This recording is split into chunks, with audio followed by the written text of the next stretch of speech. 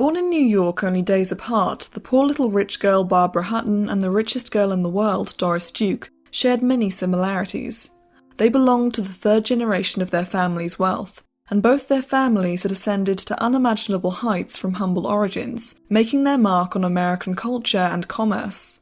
Both girls lost their favourite parent in mysterious circumstances at a young age, which had a profound, lifelong effect on them. They debuted into society in the same year, sparing no expense amidst the Great Depression. Both struggled to find happiness and true love, despite or because of their vast fortunes, and they even married the same man, a notorious playboy and probable assassin who might have provided inspiration for the character of James Bond. The danger Barbara and Doris's wealth put them in, and the kind of people it attracted, turned their privileged existences into a prison. Especially during the Depression at the height of their collective fame, the girls lived like gods compared to the average person, but their fortune failed to grant them immortality or shield them from life's greatest tragedies. Both women each had a single child, and they both outlived their children. Although very different in personality, in all the world Barbara Hutton and Doris Duke were the two people who probably understood each other the best. They became friends as teenagers, when their fortunes made them outliers even in their own high society, where most of their female peers relied on the wealth of relatives while having little they could truly call their own. The media collectively referred to Barbara and Doris as the Gold Dust Twins, and it is possible and probable that their friendship only became a rivalry thanks to the constant comparisons made in the press. This is the story of two girls who inherited unimaginable wealth at a young age, and the love, lust, hatred, and misery it brought them.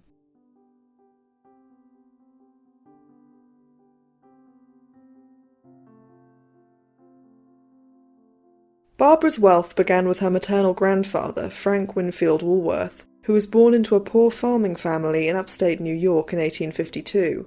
He would later describe the hardship of his youth to a journalist. "We were so poor that I never knew what it was to have an overcoat in that terribly cold climate. One pair of cowhide boots lasted a year, or rather 6 months. For the other 6 months, I went barefoot."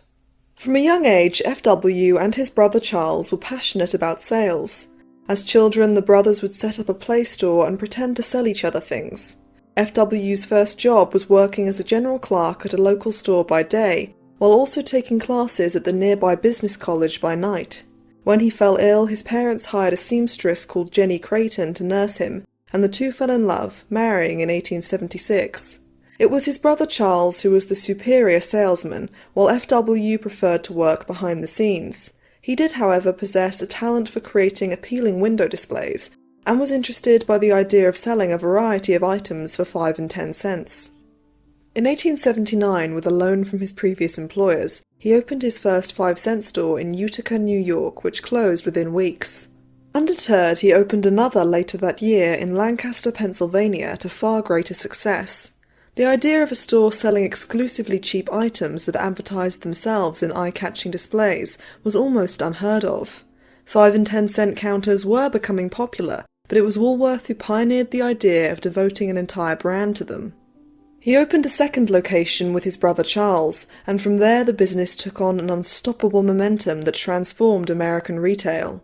The increase of the Woolworths' fortune was no doubt assisted by the underpaid shopgirls who made up their workforce, and usually came from poor or immigrant families. By the dawn of the 20th century, there were 59 Woolworth stores across multiple states, bringing in $5 million annually, roughly $150 million today. By this time, F.W. and Jenny had 3 daughters. The eldest, Helena, married into the wealthy and respectable McCann family in 1904. In 1901, at the age of 18, middle child Edna met 24-year-old stockbroker Franklin Laws Hutton in the lobby of the Savoy Hotel, where the Woolworths were residing while they waited for the completion of their impressive mansion at 990 Fifth Avenue. Frank worked with his brother Edward at a brokerage firm on Wall Street. Edward started his own impressive Wall Street career at the age of 15, working in the mailroom of a securities firm while attending night classes, and 5 years later he was made a partner at Harris, Hutton & Co., of which his uncle was the CEO. Eventually, E.F. Hutton & Co., which Edward and Frank co-founded in 1904, would become one of the most respected brokerage firms in the USA, and for a time, the second largest in the country. At first, F.W. Woolworth was opposed to Frank and Edna's union. F.W. thought his daughter was too young to marry, but he warmed to the match when he discovered the Huttons also originated from a farming background. Nevertheless, the couple endured a 6-year courtship, before finally marrying on April 24, 1907. F.W. had been right to be wary of the match. Edna and Frank were ill-suited from the start. While Frank drank heavily and enjoyed socialising, Edna was shy and preferred to stay at home. Her husband's philandering wounded her deeply, and eventually she had an affair of her own with Bud Bouvier, the paternal uncle of Jacqueline Kennedy. F.W. and Jenny's youngest and wildest daughter Jessie was 27 when she met her future husband, James Paul Donahue, at a roller rink in 1912. F.W. disapproved of this match as well, because although the Donahues were wealthy, they ranked low socially and had made their money through a fat rendering company. Nevertheless, Jessie and James married and quickly set about spending their fortune. Their lifestyle can best be understood by considering Jessie's warning to her husband about his gambling. "From now on, darling, you may lose no more than $50,000 a night." Not long after their marriage began, James had managed to accrue $3 million in debt, and after descending into alcoholism and a string of failed business ventures, he eventually ended his own life and Jessie never remarried. They had 2 sons. The younger, James Paul Jr., known as Jimmy, became Barbara's favourite cousin and one of her closest friends. F.W. gave all 3 of his daughters townhouses on East 80th Street after their marriages. Helena lived at 4 East 80th, Jessie lived at number 6, and Edna lived at number 2, where on the 14th of November 1912, she and Frank Hutton's only child was born. Ironically, Barbara Woolworth Hutton's birth was one of the few parts of her life the press failed to report on. 8 days later, and within walking distance, Doris Duke was born at her parents' East 78th Street mansion on November 22, 1912.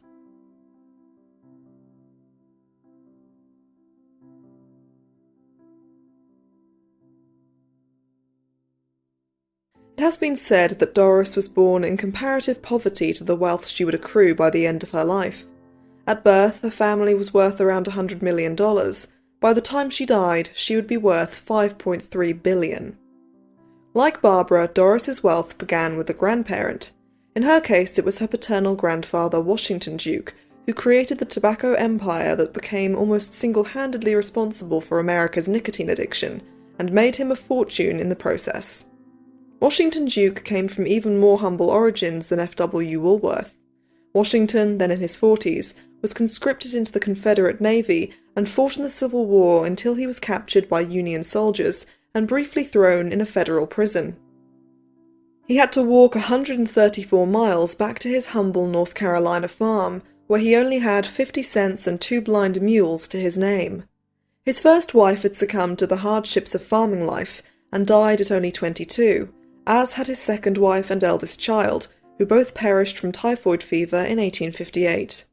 Washington was left with 1 son from his first marriage, Brodie, who despite starting his own quite profitable tobacco business, never achieved the same success as the rest of his family, largely due to his struggles with alcoholism. From Washington's second marriage he had a daughter, Mary Elizabeth, and 2 sons, Benjamin and James Buchanan, known as Bach. The Duke family were inspired to go into the tobacco business by the Bloch brothers, a company that pioneered a new type of flavoured tobacco product from the leaves that usually went to waste. In the mid-19th century, almost no one smoked cigarettes, pipes and cigars were preferred, and tobacco was typically sold in plugs for chewing. During and after the Civil War, tobacco increased in popularity, and brands expanded their advertising. The Bloch brothers used leaves that were usually wasted to make chewing tobacco sold curled up in bags. They added flavours such as salt and licorice, and advertised on barns. The Duke family specialised in the aromatic bright-leaf tobacco, which had been accidentally discovered in 1839 when an enslaved man called Stephen fell asleep while curing tobacco and awoke hours later to find the fire almost out. He quickly put charcoal on it and the heat blazed, curing the tobacco quicker than usual and giving it a vibrant yellow colour, as well as a superior taste and greater addictive quality. From a young age, Benjamin and Buck Duke worked in the tobacco fields all day, while their sister Mary packaged the product in bags that she had sewn. The children sacrificed much of their education for the family business, and would be passionate supporters of higher education in the years to come, always feeling slightly insecure about their lack of academic qualifications. The dukes took their brand's motto, pro bono publico, from a courthouse and had no idea the Latin translated to "for the public good," an ironic catchphrase to say the least, although quite fitting for the time they began their business, when tobacco was recommended for one's health. Washington and his sons worked 12-hour days selling their product from a dilapidated wagon which they slept by in fields at night. They lived on sweet potatoes and cornmeal. The nearest town to the Duke's farm was Durham, which had remained politically neutral during the Civil War, and for that reason became a place both sides could buy their goods, including tobacco. By the time the Dukes moved their business there, other brands had the monopoly on plug and chewing tobacco, so Bach had the idea of expanding into cigarettes. They were expensive to produce as they had to be hand-rolled, and even the most skilled rollers could only produce about 4 a minute. Then in 1884, everything changed when Bach moved the company headquarters to New York City and made a secret deal with James Bonsack, the man who had invented the Bonsack rolling machine only a few years before. Bach was given exclusive use of the machine, which could roll 200 cigarettes per minute, 120,000 every 10 hours. As Bach took control of the business, Washington Duke stepped back to focus on philanthropy. He gave $50,000 to Trinity College and moved it to Durham. It would one day be renamed Duke University in his honour, and he promised to donate $2.1 million more over his lifetime, on the condition women were also admitted. The Duke family shared progressive views when it came to gender and race, and promoted equality wherever they could, something that would be passionately continued by Doris, especially when it came to assisting impoverished black communities in the South. Meanwhile, business was booming as Bach planned wider advertising campaigns and prepared to expand internationally. By 1889, the Duke Company produced over half the cigarettes in America, an achievement made by winning the so-called tobacco wars that raged in the South. As the Duke Company monopolised the market, disgruntled local brands and farmers formed vigilante groups and raided the Duke's stores, and public sympathy was with the farmers. In response, Bach began dealing with the farmers directly and bought up smaller companies, ensuring he would have no further competition by stipulating in their contracts that they would never start another tobacco business. Once the little man was dealt with, he turned his attention to his real competitors, and made the largest plug manufacturers into the Continental Tobacco Company, and the 4 main cigarette companies into the American Tobacco Company. He followed the same system throughout the industry, also merging the tobacco retailers, until the Duke Company was guaranteed security against its competitors. It was not, however, safe from medical research. By the 1890s, cigarettes were known as coffin nails, and had already been linked to the kind of health problems that would nearly throw the industry into crisis in the mid-20th century. Although the Dukes could not have known the danger of tobacco, which was considered healthy when their business began, by the 1890s, Bach was aware that his product was poisoning the nation, and warned his friends and family not to touch cigarettes. When a study on the awful effects of smoking was brought to him in 1917, he destroyed it. Duke Tobacco's alluring and for those days unique advertising ensured sales remained high despite health scares. It was Bach's idea to advertise the cigarettes alongside images of beautiful women. The Duke brand was one of the first to employ the psychological trick of connecting a voluptuous woman with a product in the minds of the majority male consumers. Bach was also one of the first people to see the potential of sports sponsorship to increase sales. He sponsored a roller derby and eventually baseball and basketball teams. He conducted research himself by walking the streets of New York at night, picking up discarded cigarette wrappers to see what brand he collected the most of. He also held a competition promising money to the person who could bring him the most Duke wrappers. In 1904, Bach married Lillian Fletcher Macready, who for 6 years prior had been his mistress among his many other conquests. Lillian was a singer, but her greatest claim to fame was her extremely public divorce from her first husband in 1892, which had been reported on in detail by the press. As Bach's mistress, Lillian enjoyed his considerable wealth and generosity without the pressures of being a wife. He lavished her with jewellery and stocks, and both took advantage of the freedom to have other affairs, although in Bach's case he was unaware Lillian was as unfaithful as him. They only married after Bach's father Washington discovered their relationship and was scandalized. He wanted his son to settle down and be respectable, Buck took this to mean marrying his mistress, and their union was predictably disastrous. Ironically, Washington Duke died the year following the wedding. Lillian adored city life and loathed being forced to live on the rural New Jersey estate Buck had purchased, which would one day become Duke Farms. Buck envisioned turning the 2,700 acres into an extravagant version of the North Carolina farms of his youth. $10 million was spent on the grounds alone. Buck brought together many architectural and landscaping talents to fulfill his dream. Among them was Ellen Biddle Shipman, a landscape architect.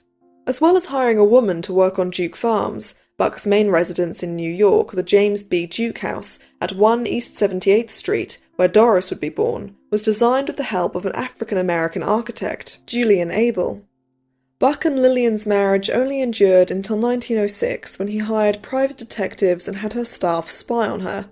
He filed for divorce on the grounds of adultery, and Lillian countersued for mental cruelty and claimed Buck had physically abused her.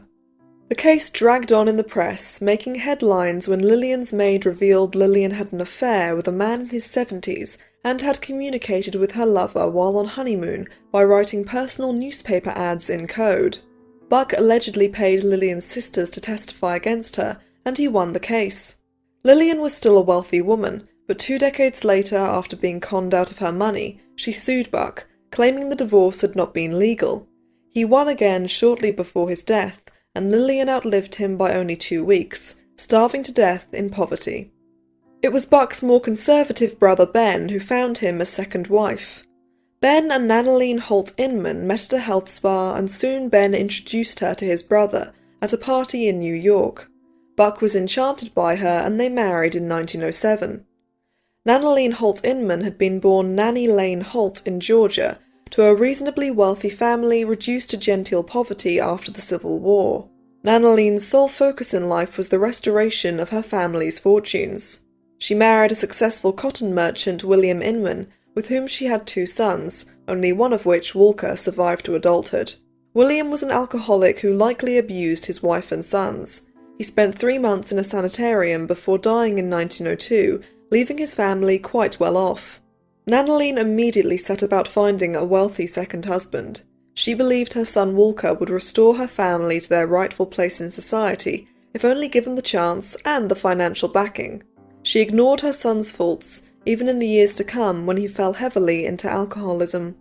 Buck Duke was devoted to Nanaline, giving her many extravagant gifts and offering to adopt Walker. The boy arrogantly refused, saying he was too proud of being an Inman to consider becoming a duke. Buck and Walker's relationship was predictably strained after that. It is possible Nanaline was bisexual, and probable that she hated men. It is certain Buck loved her much more than she loved him. She was smart enough to not be so openly unfaithful as Lillian had been, but nevertheless, when Nanaline became pregnant at the age of 42, some would speculate if Buck was the father. In the years to come, it was rumoured that a Scandinavian member of staff was Doris's true father, which would explain her height and distinct appearance. Allegedly, Nanaline confessed to Doris in old age that Buck was not her real father. This story may be entirely false, or it is also possible that Nanaline was trying to hurt Doris's feelings, something she did frequently. Nanaline wasn't thrilled to be pregnant, but Buck, who had become a father for the first time at 55, was, and instructed the medical staff to save the baby, not the mother if it came to that. Nanaline must have been relieved the child was female, as she believed that Walker would be Buck's heir, and failed to consider that Buck was progressive enough not to care about the child's sex, even when it came to inheritance.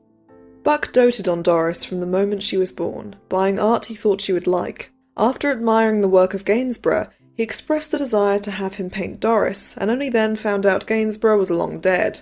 Doris was referred to in the press as the $1 million baby. Many people wrote letters to her, and tourism to Duke Farms increased, until the poaching and litter caused Buck to seal off the property from the public.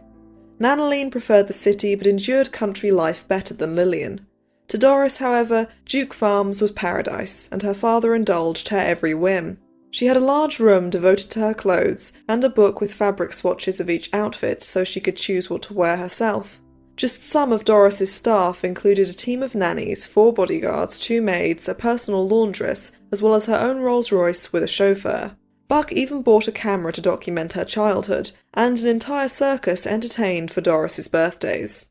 Bach was terrified of germs and had everything in the house regularly disinfected. The family went to England to escape an outbreak of polio, and Nanaline was presented before the king and queen. Bach also instilled the fear of kidnapping in his daughter, but tried to give her a normal childhood where possible. In Manhattan, she was allowed to walk to school by herself, with a team of bodyguards discreetly following her. She was closest to her French governess, a modern woman named Jenny Renaud, who encouraged Doris's love of music and dance and helped her become fluent in French. Jenny was both a worldly older sister and a kind mother to Doris. Nanaline regularly derided her daughter's looks and mocked her above-average height. She also overlooked Walker's jealousy of his younger sister when he realised Doris would replace him as heir. Although Bach had no intention of giving Walker anything substantial, Doris was not originally intended to take over the business. Instead, it was her clever playboy cousin Angier who was groomed to be heir.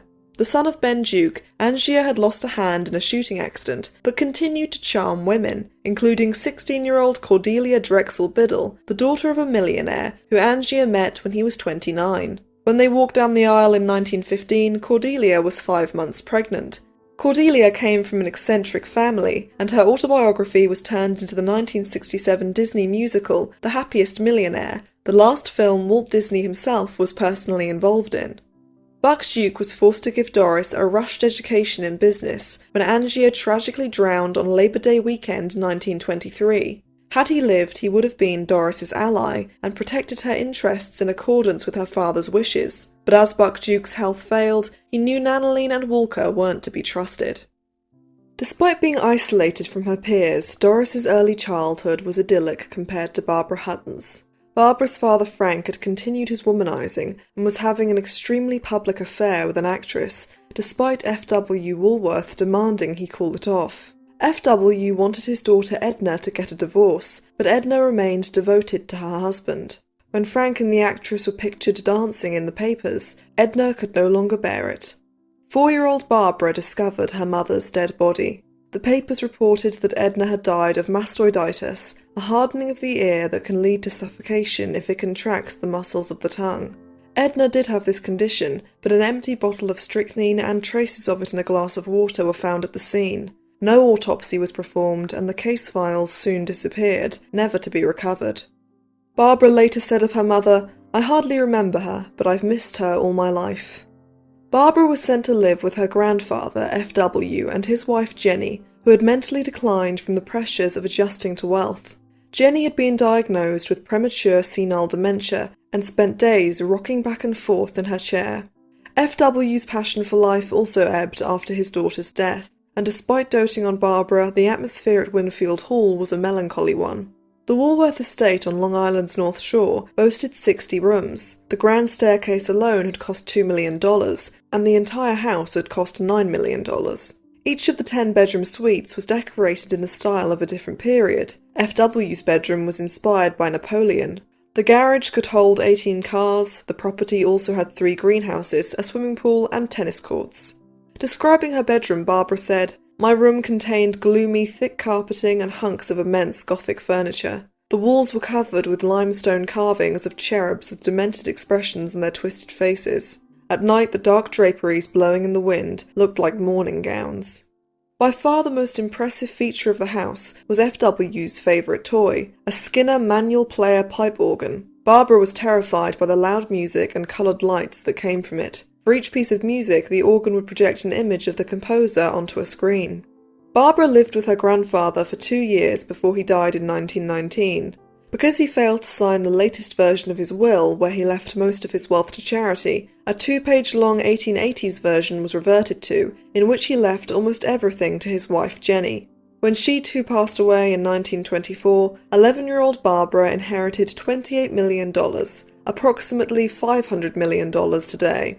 Although she wouldn't have full control of her inheritance until the age of 21, by which time the number had further increased, Barbara was granted a substantial allowance. At 13, it was $35,000 a year, around $650,000 in today's money. After her grandfather's death, Barbara was moved from New York to a suburb of Los Angeles to live with her paternal Aunt Grace, whose full social life meant she saw little of her niece. When they moved to a lavish estate outside San Francisco to be closer to Frank Hutton, who resided in a hotel in the city, Barbara found it difficult to make friends, and spent most of her time with her male pony named Princess. Although all the families Barbara mixed with were wealthy, few could rival her fortune, and none of her peers could call such wealth their own. Although Barbara eventually made friends, throughout her youth people were initially wary of her, and she was even teased for her fortune. When she did make friends, Barbara adored escaping reality by going to the movies and creating fantasy worlds in which she was always the princess. One of her favourite activities was going to Gump's jewellery store in San Francisco. The blind man who ran it, A.L. Gump, was an expert on evaluating jewels despite his lack of sight, and taught Barbara how to find the best pieces, a skill that would serve her well later in life. Like Doris Duke, Barbara's closest bond was with her French governess, nicknamed Tiki. She had originally been a temporary replacement, but Barbara threw such a tantrum when she left that Tiki was hired as a full-time governess and would remain a lifelong friend to Barbara. Barbara had a complicated relationship with her father.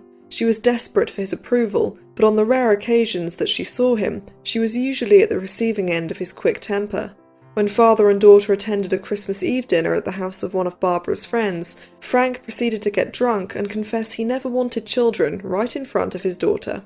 Barbara had just settled into a local friend group when her Aunt Grace married and her father returned to New York, and so she was packed off to the Santa Barbara School for Girls, where she spent 2 lonely semesters, keeping to herself and writing poetry.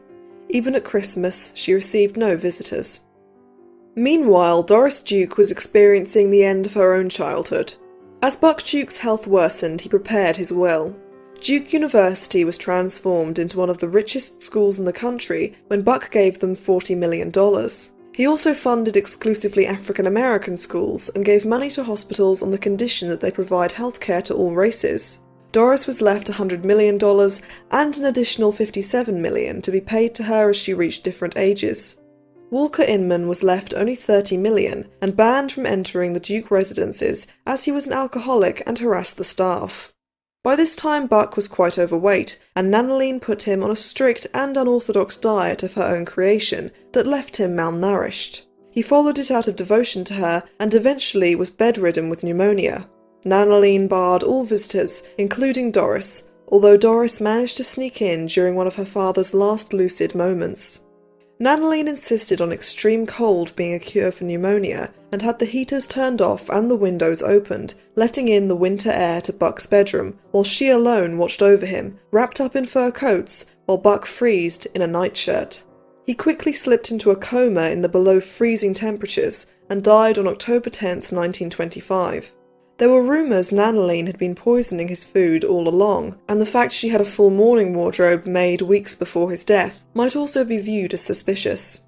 When Doris learned of her father's death, his body had been moved to the drawing room, the bedroom windows closed, and the heating turned back on.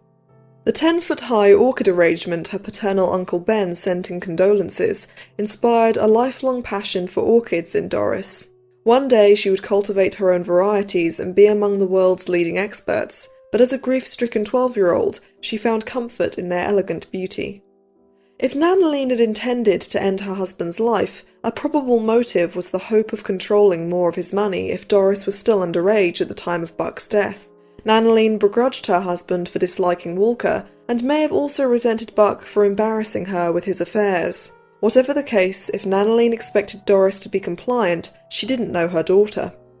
Nanaline enjoyed her widowhood by attending parties and going on shopping sprees, while confidently making plans to reside at the Duke's Fifth Avenue home and auction off Doris's favourite property, Duke Farms. But Doris had learned her father's lessons well, and with the help of lawyers she personally selected, the 13-year-old sued her own mother for full control firstly of a New York residence, then Duke Farms and all the other country estates, including homes in Newport and North Carolina.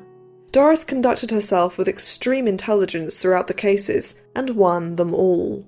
This is even more extraordinary when you consider Doris's naturally shy and insecure nature. During her youth, she shared her father's distaste for publicity, and was so far from the glamorous heiress the papers depicted her as, that she was able to go unnoticed walking among tourists at Duke Farms, thanks to her understated appearance. The press claimed she only slept on silk sheets that had to be sent to Europe for washing, and that Doris ate from gold plates and insisted on only having the scent of pressed flowers around her. In fact, Doris was the exact opposite of the frivolous image the media created. She studied piano, choosing her own teachers and frequently changing them so as to learn many techniques and avoid playing in just one tutor's style. She even composed her own music and adored jazz. Doris was disciplined in learning various forms of dance as well as the art of business, and even as a teenager, she attended the monthly Duke Foundation meetings and played an active role in the management of her finances, something Barbara Hutton never did. Barbara was not known to have attended a single Woolworth's board meeting in her entire life. When Barbara was 14, she returned to New York, and her father remarried to a divorcee called Irene, who had owned a beauty salon. Irene was a compassionate ally to Barbara, always taking her stepdaughter's side in family arguments and keeping a scrapbook of Barbara's appearances in the papers. Frank Hutton sold 50,000 of Barbara's shares in Woolworth's and made $10 million, a number which only increased with subsequent reinvestments. Barbara was among the small group of millionaires whose wealth continued to grow during the Great Depression. Technically, Barbara left home at 14, when some of the money from the sale of her shares was used to purchase 2 duplex apartments on Fifth Avenue. Barbara would be her father's neighbour in her own 26-room apartment, which cost $90,000 to buy and a further $250,000 to renovate, as well as $25,000 a year to maintain. It was around this time she became acquainted with Doris Duke. The heiresses probably met at the parties of eccentric socialite Cobina Wright, the wife of a stockbroker. The Wrights' Long Island estate had its own golf course, and Cobina's bathroom walls were lined with mink fur. The Wrights were one of the unlucky millionaires to lose everything during the Depression. Cobina and her daughter were forced to form a singing act that entertained in restaurants to make ends meet. Doris and Barbara were friends as teenagers, regularly moving in the same circles and being nicknamed the Gold Dust Twins by the media. One wonders what Doris made of Barbara's comparatively frivolous personality. Barbara adored the latest fashions and cut and dyed her own hair, often bright gold or platinum blonde. Barbara knew she was derided in the press, and also knew her wealth was a barrier to true love. In one of her poems, a line read, "Nobody can ever love me, for my money but not for me. I am doomed, I will always be alone." Her father had told her nobody would want to marry her precisely because of her money, as only fortune hunters wouldn't feel threatened by her wealth. Sadly, time would prove him right. In 1928, Barbara attended Miss Porter's School for Girls in Farmington, Connecticut, where she was known for her fashionable clothes and quiet rebellion, reading popular novels that weren't allowed. She had few friends besides her roommate Eleanor, to whom she confided all of her hopes and insecurities. Barbara decorated her walls with maps of all the exotic places she longed to escape to. When she was rushed to hospital for an emergency appendectomy, she melodramatically wrote a one-page will, specifying her father would get nothing. Barbara spent spring break 1929 in Florida with her favourite cousin Jimmy Donahue, staying at her paternal uncle Edward's Palm Beach estate Mar-a-Lago. It lived up to its name, 17 acres stretching from the sea to Lake Worth. The 123-room house itself spanned over 62,000 square feet, and had cost the modern-day equivalent of $123 million. In 1920s terms, it cost $1 million a year just to maintain. It was built for Edward Hutton's wife, Marjorie Merriweather Post, herself the wealthy heiress to the General Foods Corporation her father had created. Each of Mar-a-Lago's many bedrooms had an array of buttons through which whatever you wanted would immediately be brought in by a servant. While she was there, Barbara attended a luncheon held in the honour of Grand Duke Alexander Mikhailovich, the brother-in-law of the last Tsar Nicholas II. During her second year at Miss Porter's, Barbara was allowed to go to college events, and found it much easier to make male friends than female ones. Soon she was dating a boy from Yale, and her father had to bribe her with a trip to Cartier just so she would leave him to go on the family holiday to France. In the summer of 1929, Frank Hutton's almost comical inability to control his daughter was proven. Unbeknownst to Frank, Barbara knew how to value jewels from her childhood visits to Gump's store in San Francisco, and when her father told her she could get any ruby ring she wanted from Cartier, she chose the most expensive one. When Frank heard the $50,000 price, he turned pale.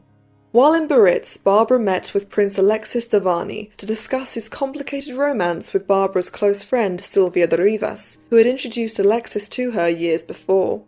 While Barbara was secretly in love with Alexis, he planned to have a marriage of convenience with the wealthy Louise Astor Van Allen, despite being in love with Sylvia, who was being forced by her parents to marry an older man with a title. Prince Alexis was a member of the Georgian émigré family known as the Marrying Mdavanis because of their many illustrious marriages. They weren't actual royalty at all. Their father had been a colonel in the Georgian army and an aide-de-camp to Tsar Nicholas II. After the revolution, Alexis and his brothers gave themselves the title of prince to be more fashionable among the upper classes in France. I mentioned the eldest brother Sergei in my video on Natasha Rambova, the wife of Rudolph Valentino.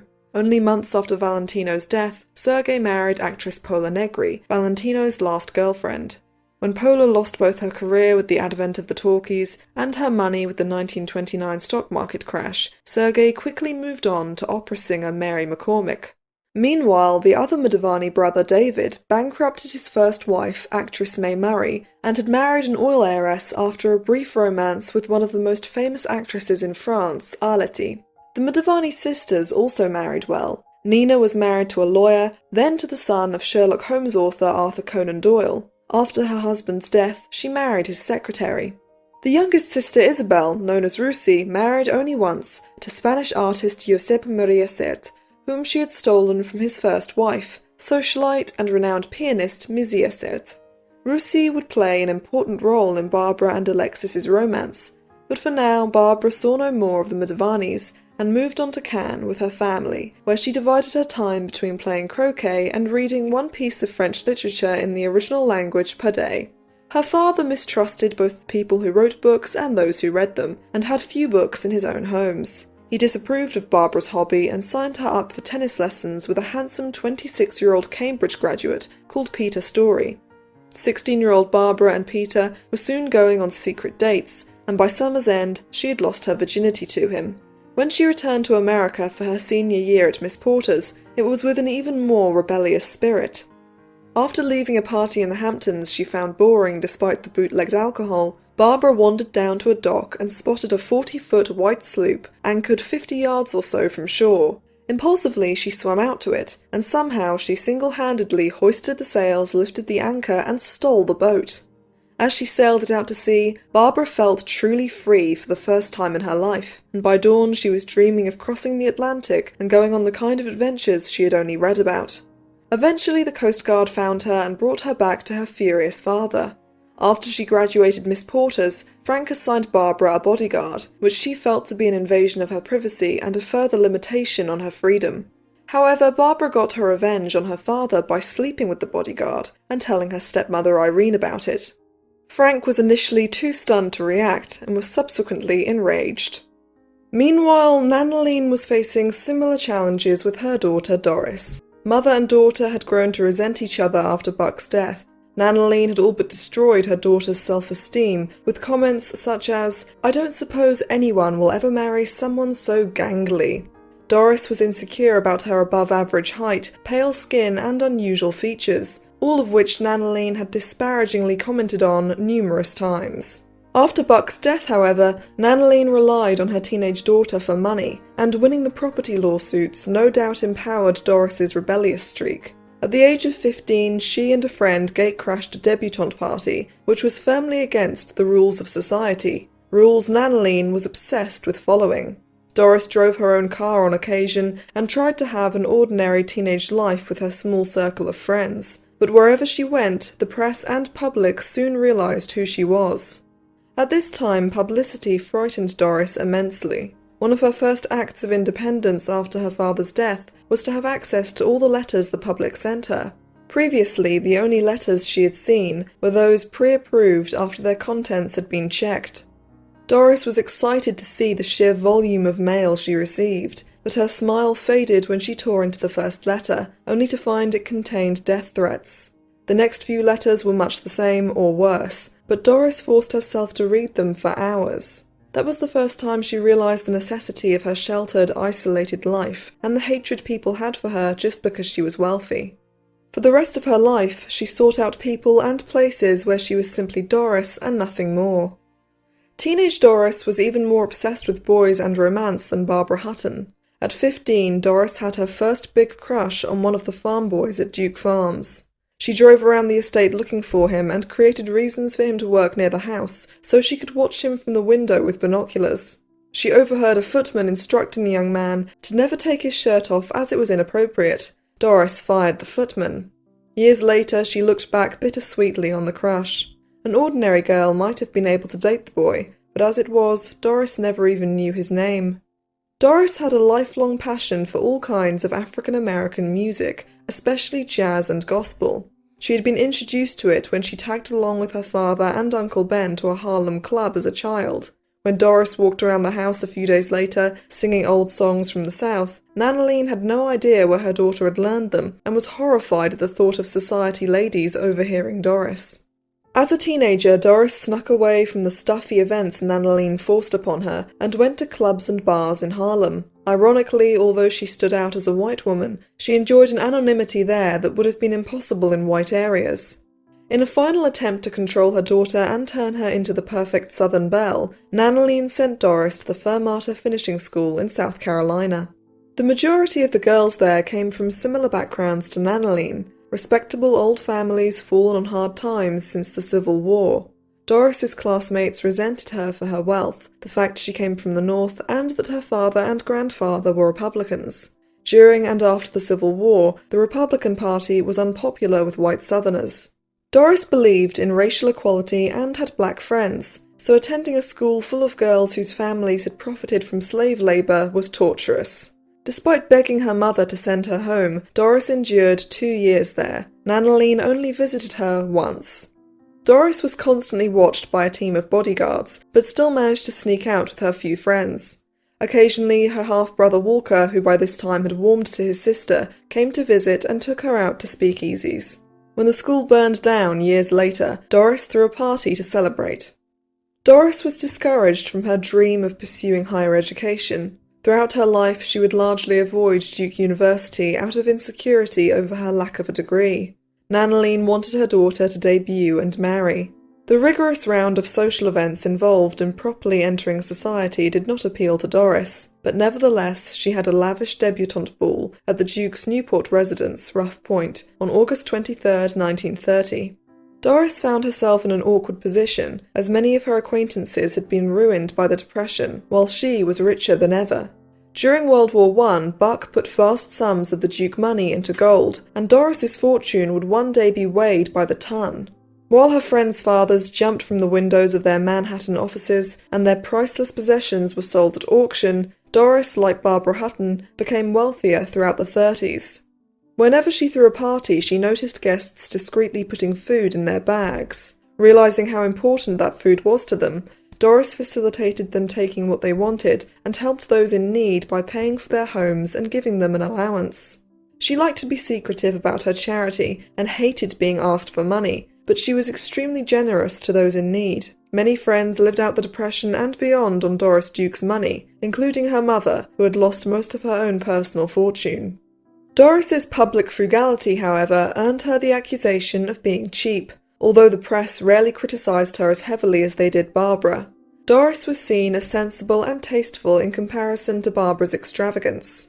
While Doris came into her fortune gradually and had been taught the responsibility of it, Barbara had full control of her wealth as soon as she turned 21 and possessed none of Doris's business sense. Doris's half-brother Walker once said of his sister, "Doris knows where every dollar of her money is and what it is doing." Seeing the way the press portrayed Barbara may even have inspired Doris's careful attitude towards money and her own public image. Doris attended many of Barbara's lavish parties and found them overly ostentatious, especially during the Depression. Doris was voted the best-behaved debutante and thrilled her mother by completing her debut with a presentation to the King and Queen of England. Barbara Hutton attended Doris's Newport debut, as well as about 40 other events leading up to her own magnificent ball on December 21, 1930. Before the ball, there was a tea party with 500 guests at her Uncle Edward's Fifth Avenue triplex. With 70 rooms, including an indoor swimming pool, its own bakery, and a gymnasium, it was the largest private residence in New York. The tea party was followed by a dinner for 500 people at Central Park Casino. The debutante ball itself took place at the Ritz-Carlton, where the entire lower floor had been transformed into a fairy tale wonderland, complete with silver birches and tropical plants flown in from Florida and California. Much of the greenery and 10,000 American Beauty roses were provided by famous florist Max Schling. Artificial snow was dusted everywhere, and the ceiling was draped in dark blue gauze with an electrical moon and stars hanging down to simulate the night sky. It had taken 2 days and nights of constant work to set up and cost $60,000.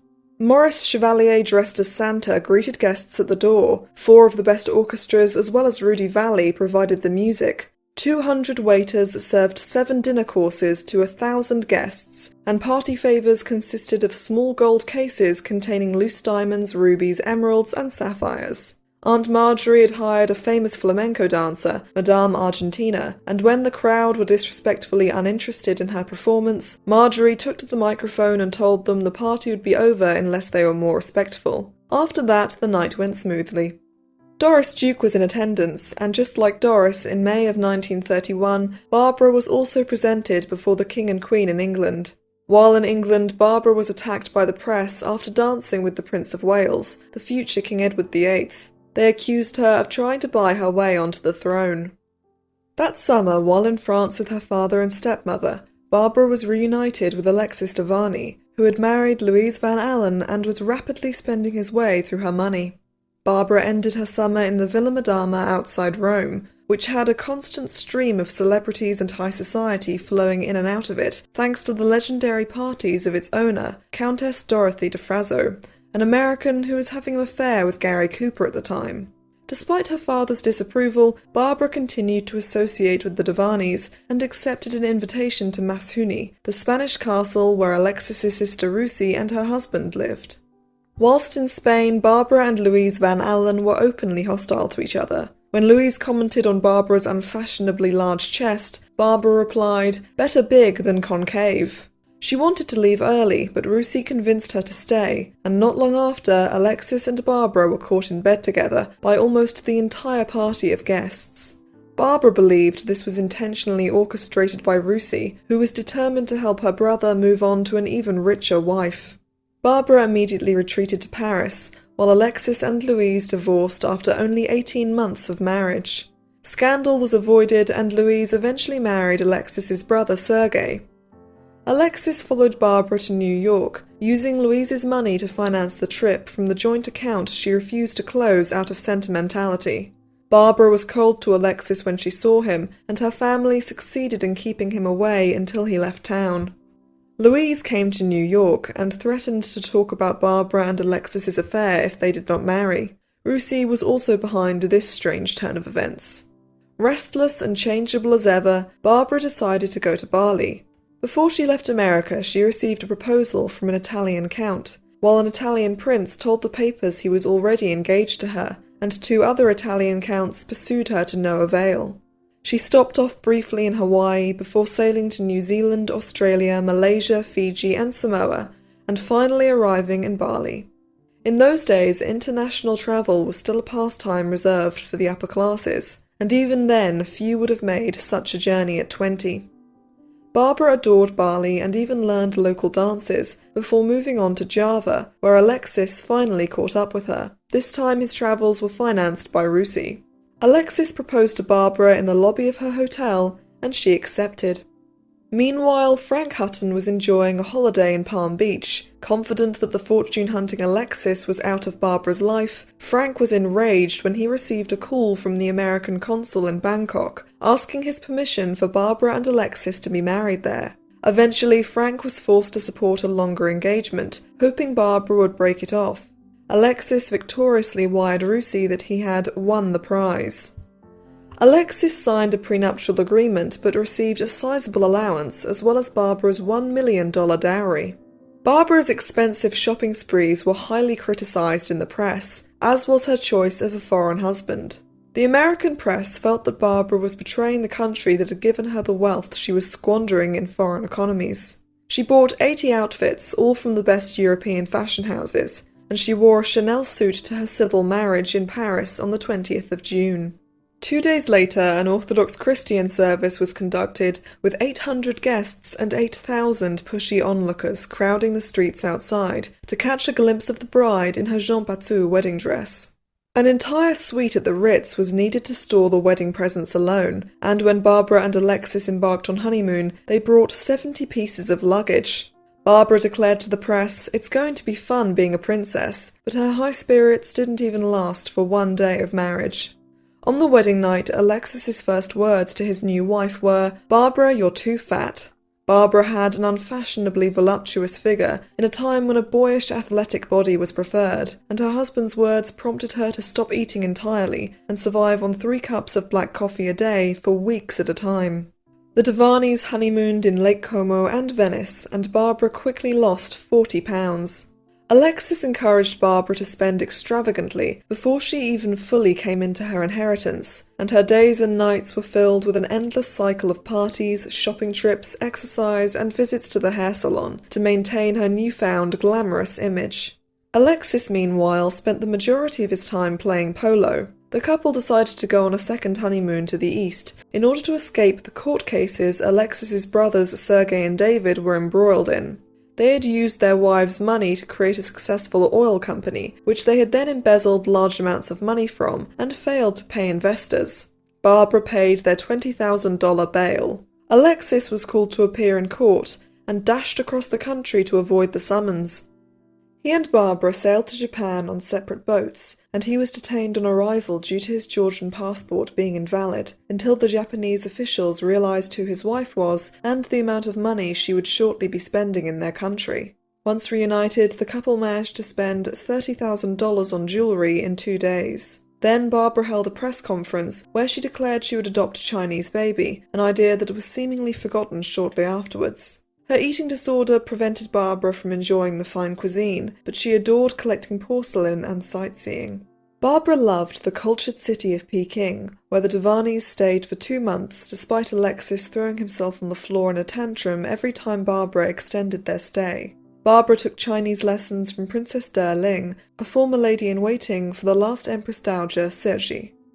Alexis was happy to move on to Bombay, where he could resume his jet-set extravagant lifestyle while staying with various Maharajas. Even Barbara found the Maharajas' displays of wealth extreme. Chests of uncut diamonds, piles of gold and jewels, a palace decorated in Rembrandt's and Louis XV furniture. Barbara was deeply moved by a visit to the orphanages of Delhi with the Maharani of Baroda, and was revolted by the extreme contrast of wealth and poverty throughout India. After catching dysentery, the Devanis returned to London, where they slept in separate bedrooms. Frank Hutton took Barbara to a health spa in Carlsbad when he saw her worn-down state. Already the marriage seemed to be over. Barbara ignored Alexis when he implored her to return to India with him, and when they were together in Venice, she locked herself away to write melancholy poetry.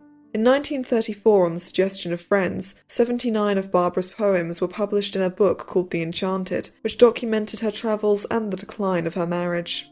For Barbara's 22nd birthday party at the Ritz in Paris, American entertainers and an orchestra from London were flown in. The party was a star-studded affair, including royalty, celebrities, and prominent members of high society. Seated next to Barbara was Count Kurt Haugwitz Reventlow, a 39-year-old Danish aristocrat whom Alexis had introduced to Barbara. She danced with Reventlow until they were the last people at the party, and said it was the nicest birthday party a girl ever had.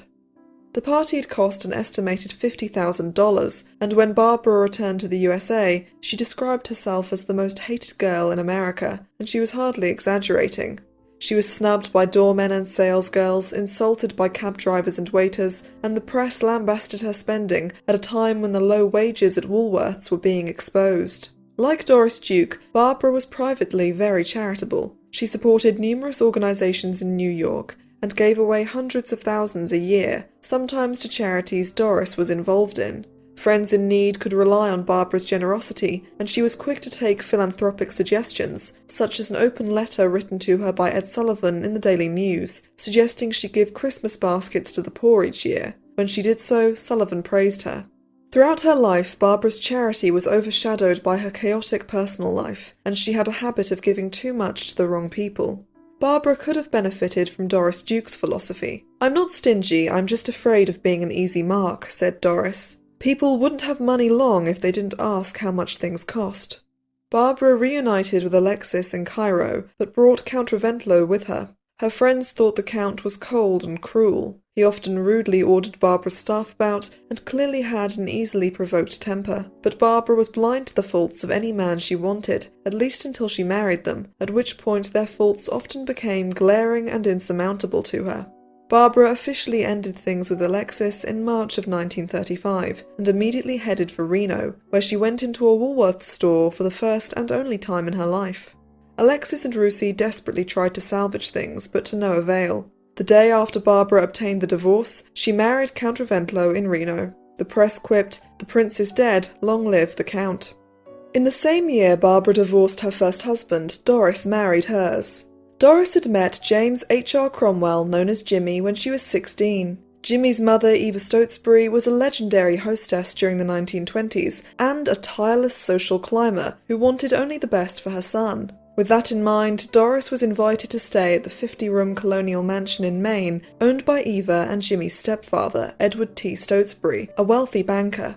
Despite being 32, Jimmy pursued the 16-year-old Doris, who was encouraged by the knowledge that her mother disapproved of Jimmy. Nanaline wanted her daughter to marry into the European nobility, and even tried to arrange a marriage to King Zog of Albania. Nanaline suspected that despite his family's outward appearance of wealth, Jimmy Cromwell was a fortune hunter. He had been an amateur boxer and served in the Navy during World War I, before marrying a champion speedboat racing heiress called Delphine Dodge, with whom he had created the Dodge Motor Company. They divorced in 1928 after a failed business venture cost Delphine millions. Jimmy was set to inherit around $100 million when he met Doris in 1929, the equivalent of nearly $2 billion today. But the Great Depression, coupled with his stepfather's spending to keep up appearances, depleted the fortune to just $4 million by 1938. While that is still $100 million today, for someone with ambitious political aspirations and a taste for luxury, Jimmy was already feeling the financial strain when he married Doris Duke in 1935, after his mother threatened that if he did not, he would be forced to do the unthinkable, get a job. Doris was desperate to escape her mother's control, which she knew was only possible through marriage, and by this point the comparisons with Barbara Hutton that were made almost daily by the press were beginning to get under her skin. Barbara had beaten Doris to the altar and transformed into a glamorous fashion icon, while Doris still shied away from publicity and felt deeply insecure. It has been theorized she rushed into marriage with Jimmy Cromwell in an effort to keep up with Barbara. The wedding on February 13, 1935, was held in the library of the Duke's Fifth Avenue home, which had been Buck's favourite room and still smelled of his cigar smoke. Doris had the word obey removed from the vows, which would prove a prophetic symbol for the tone of the Cromwell marriage. Doris was 22 and Jimmy was 38. The press never missed an opportunity to compare Doris and Barbara, and Doris was praised for marrying an American instead of a European with a title. But just like Barbara, Doris's wedding night was extremely disappointing. As Doris lay in bed, Jimmy's first words to his new wife were, "What might I expect my annual income to be?" Unlike Barbara, Doris refused to be disrespected and told Jimmy to go to hell before throwing him out. She ended up giving him $10,000 a month, the equivalent to just under $230,000 today. Jimmy complained it was a paltry sum, but managed to scrape by. His mother had warned Jimmy not to mention finances for at least the first few days of marriage, and now her romantic fantasies had been shattered, Doris loathed her husband. They hadn't even been married 24 hours. Jimmy spent the night in the bar and started the rumour that Doris was a lesbian, a rumour that would follow her throughout her life. The next day was Valentine's Day, and Jimmy was forced to ask Doris to pay for the honeymoon when his cheque failed. He had planned to say he was paying and use the allowance he expected to receive from Doris to finance the trip. Prior to this, Doris had been unaware a cheque could bounce. The resentment between the newlyweds only grew as they toured the Mediterranean, Egypt, China, Japan, the Philippines, Italy and India. Doris collected priceless works of art and cultural artefacts along the way, the cost of which was disapprovingly reported by the press. Doris and Barbara Hutton both saw the value of Eastern art and culture long before the rest of the Western world caught up with their tastes. By the time the true value of their collections was realised, many of the countries they had acquired the pieces from had tightened their laws of exporting precious cultural artefacts, especially to private collectors. Doris and Barbara were in the unique position of having amassed priceless collections at just the right time, in a way that could not be replicated today. It's possible Jimmy even cheated on Doris out of spite during the honeymoon, but the last straw came when they finally secured a meeting with Mahatma Gandhi, who Doris was deeply impressed by. While she tried to speak with Gandhi about spiritual matters and his work, Jimmy dominated the conversation with lengthy explanations of capitalism and his economic theories, until Gandhi made his excuses and left early. After 9 months of marriage, the final destination of the honeymoon was Hawaii, a place that would change Doris's life. Jimmy hated it, but Doris immediately fell in love with the beauty and culture of the island, and soon made friends with the locals, including Duke and Sam Kahanamoku. Duke was an Olympic surfer responsible for popularizing the sport, and was Honolulu's sheriff when Doris met him. His brother Sam gave Doris surfing lessons, and the two soon became lovers. It was Sam who showed her the piece of land at Diamond Head, only a few miles from Waikiki, where she would build her famous Shangri-La. For 5 years, a sprawling house was constructed under Doris's careful inspection. The design of Shangri-La was based on the Eastern architecture Doris had admired on her travels. As well as hiring Hawaiian craftsmen, Doris brought designers and artisans from Morocco and India, among other countries, to create an authentically Eastern atmosphere that would complement the collection she planned to grow inside the house. By the end of her life, she had amassed around 4,500 pieces, many of which were housed at Shangri-La. Some of the Persian tiles on the patio dated back to the 11th century. The furniture was mostly of the priceless antique variety, and the art was some of the best the Islamic world had to offer. These artifacts were displayed so casually that after her death, the house was valued for millions less than its actual worth. When she asked a friend to estimate the worth of Shangri-La, he stopped after it reached $1 billion. Doris realized the dish she used as an ashtray was worth hundreds of thousands of dollars, and decided that after her death, the house should become a museum. Today, it is the Shangri-La Museum of Islamic Art, Culture and Design. In the construction of her dream home, Doris had complete control for the first time in her life, and truly enjoyed the limitless possibilities her money afforded her. Meanwhile, Jimmy used his wife's wealth to finance his virtually non-existent political career, and wrote books on capitalism and the problems facing America. In the latter, he suggested birth control programs and sterilization to combat overpopulation, and believed much could be accomplished by the public eating more hot dogs. On the invitation of the American ambassador to Moscow, Joseph Davies, who was married to Barbara Hutton's former aunt-in-law Marjorie, Jimmy and Doris went to Russia, where Jimmy was arrested after he insisted on taking photos of Moscow. If it had not been for the intervention of Joseph Davies, Jimmy might have been sent to prison, but much to Doris's disappointment, he avoided the gulag and only spent a few hours in jail. Jimmy was determined to be a senator, and even dreamed of becoming president, so in an effort to curry favor with the current president, Franklin D. Roosevelt, Jimmy made Doris accompany Eleanor Roosevelt on a charity tour of impoverished Appalachian mining communities. Doris was determined to ruin her husband's political career and make his life so difficult he would divorce her. Doris wore a glamorous full-length mink coat for the visit, and was mistaken for a film star and asked for autographs. By the end of the trip, Eleanor Roosevelt was so annoyed she stopped speaking to Doris entirely. After that, Jimmy had no chance of becoming a senator. Although she feigned boredom during the trip, Doris was deeply moved by the awful conditions of the communities she saw, and secretly donated large sums of money to their improvement. She never returned to visit, nor did the communities find out where the money came from. Doris also gave a $50,000 donation to Roosevelt's re-election campaign, which forced him to finally take Jimmy at least somewhat seriously. Jimmy was offered the position of ambassador to Hawaii, but Doris disapproved, and in 1939 Jimmy was made the ambassador to Canada, probably to get him out of the way. The year before had been a busy one for Doris, who returned to Hawaii and moved on from Sam Kahanamoku to his brother Duke. Doris went to Hollywood and considered becoming an actress, but just ended up having a brief affair with Errol Flynn instead. Then Doris took a third lover, English Conservative MP Alec Cunningham Reid, who in some ways wasn't so different from Jimmy. When Alec married his first wife, he made her pay for the honeymoon and paid himself back from her money for all his expenses during their courtship. When they inevitably divorced, he received over £100,000 a year in alimony for life. Alec was Doris's first experience of truly being in love, and she flew all over the world to be with him. Whilst Doris conducted an extremely public affair, Jimmy was humiliated once again by being left nothing when his stepfather died. With his midlife crisis in full swing, Jimmy got a facelift and begged his mother to finance his lifestyle and non-existent political career when Doris refused. Doris, despite claiming she loathed publicity, kept scrapbooks of both she and Barbara's appearances in the press, and in the late 1930s Barbara was rarely absent from them for a day. Journalists and the public mobbed the newlywed Barbara and Count Reventlow during their brief honeymoon in San Francisco. Well-wishers even waited for hours in the lobby of the couple's hotel to give Barbara gifts. The striking Woolworths employees gave Countess Barbara a different reception in New York. The Reventlows couldn't leave Barbara's apartment without a picket line forming, demanding higher wages.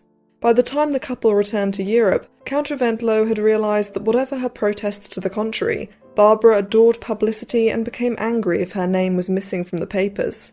She granted the press easy access to her life, and every minute detail fascinated the public. Barbara's eating disorder was also becoming a strain on her marriage. Reventlow felt guilty for eating in front of her and lost a considerable amount of weight during their marriage. When he finally convinced her to go to a doctor, she was diagnosed with anorexia nervosa, a rare condition in those days. Reventlow briefly persuaded Barbara that exercise was preferable to starvation, but she soon returned to crash diets. While travelling, Barbara found she was pregnant, and not long afterwards received news of Alexis Devaney's death at 26 in a car crash. Barbara was thrown into a deep depression that her new husband could not understand. When they went to the Reventlow family's castle on the Isle of Lolland in Denmark, she locked herself in her room and listened to Bing Crosby records for hours. Jimmy Donahue, third-wheeling as ever, wasn't allowed to stay in the castle, and so he used the furniture of the cottage he was relegated to as firewood, which amused Barbara but not her husband, who increasingly loathed Jimmy. Barbara hated the isolated position of the castle and the poor weather. Reventlow's brother gave Barbara a Tiffany emerald bracelet, and she was deeply touched, as it was the first gift she had received that she hadn't actually paid for herself. Her spirits were lifted upon returning to Paris, where her maternity clothes were personally fitted by Coco Chanel.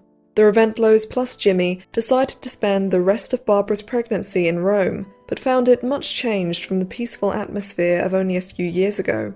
Mussolini's regime made the ultra-rich unpopular, and when supporters of the dictator crowded outside Barbara's hotel to loudly celebrate the invasion of Ethiopia, Jimmy Donahue went out on the balcony to scream, "Viva Ethiopia, long live Emperor Haile Selassie." He then threw a large plant pot at the crowd and urinated on them. The hotel might have been stormed by the enraged mob if the police had not intervened and demanded that Jimmy leave the country within 24 hours. The Reventlows didn't have to leave, but decided to accompany Jimmy anyway. The rest of Barbara's pregnancy was spent in London. Although she didn't need to, she gave birth on February 24, 1936 by caesarean. Her son was called the world's richest baby by the press, and for the first few days of his life remained nameless, in accordance with a Danish custom in which the child is not named until the mother has recovered from giving birth. At first, Barbara seemed healthy, but within days she needed an emergency surgery as she was hemorrhaging badly with a high fever. Although she lost an ovary in the surgery, her condition only became worse, and obituaries were hastily written for the press, as she was not expected to survive long. After 4 days of extremely high fever, Barbara slowly regained her health. She chose to name her son Lance, after a character in a novel she read while recuperating. Despite intense security measures being put in place, kidnapping remained a looming fear, and false threats pushed back the date of Lance's christening. In order to increase security, the Reventlows moved from Hyde Park to the second largest private residence in London after Buckingham Palace, St Dunstan's Lodge in Regent's Park. During World War I, it had been used as a charity for blind veterans, and in 1936 the house was badly damaged in a fire. Barbara rebuilt it entirely in the Neo-Georgian style and renamed it Winfield House. Once completed, the house stood 3 stories and boasted 35 rooms, which included a music room, gymnasium, an indoor swimming pool, 10 bathrooms, 5 guest suites, and a nursery for Lance which consisted of 6 rooms on the 3rd floor. Outside, there were 12.5 acres of grounds, with a private lake and a boathouse, a tennis court, 3 greenhouses, 2 garages with space for 10 cars, and a stable. Barbara also had a state-of-the-art security system installed, which included remote control cameras, escape tunnels underground, bulletproof windows, an alarm system, a 10-foot-high spiked fence encircling the property, and electronic gates with gatehouses. Barbara decorated Winfield House with 18th century Chinese wallpaper, priceless porcelains and jade, which she had collected during her travels in East Asia. The gold room housed her 24-carat gold ornaments, and Canaletto paintings hung in the hallway. The house cost well over $5 million, and reports of her spending further enraged the American public, and especially the Woolworth employees, who were striking at the time for $20 a week in wages. When she was in Egypt, the strikers sent Barbara a telegram asking for her intervention on their behalf. Count Reventlow took the telegram and never showed it to Barbara. While in Egypt, a lunch was given in her honour in King Tutankhamun's burial chamber. By the time she was even aware a strike had happened, it was over, and Barbara was once again perceived as selfish and spoiled. Even in London, she was never fully accepted into high society, despite knowing all the right people and attending numerous events. Her marriage was also beginning to break down.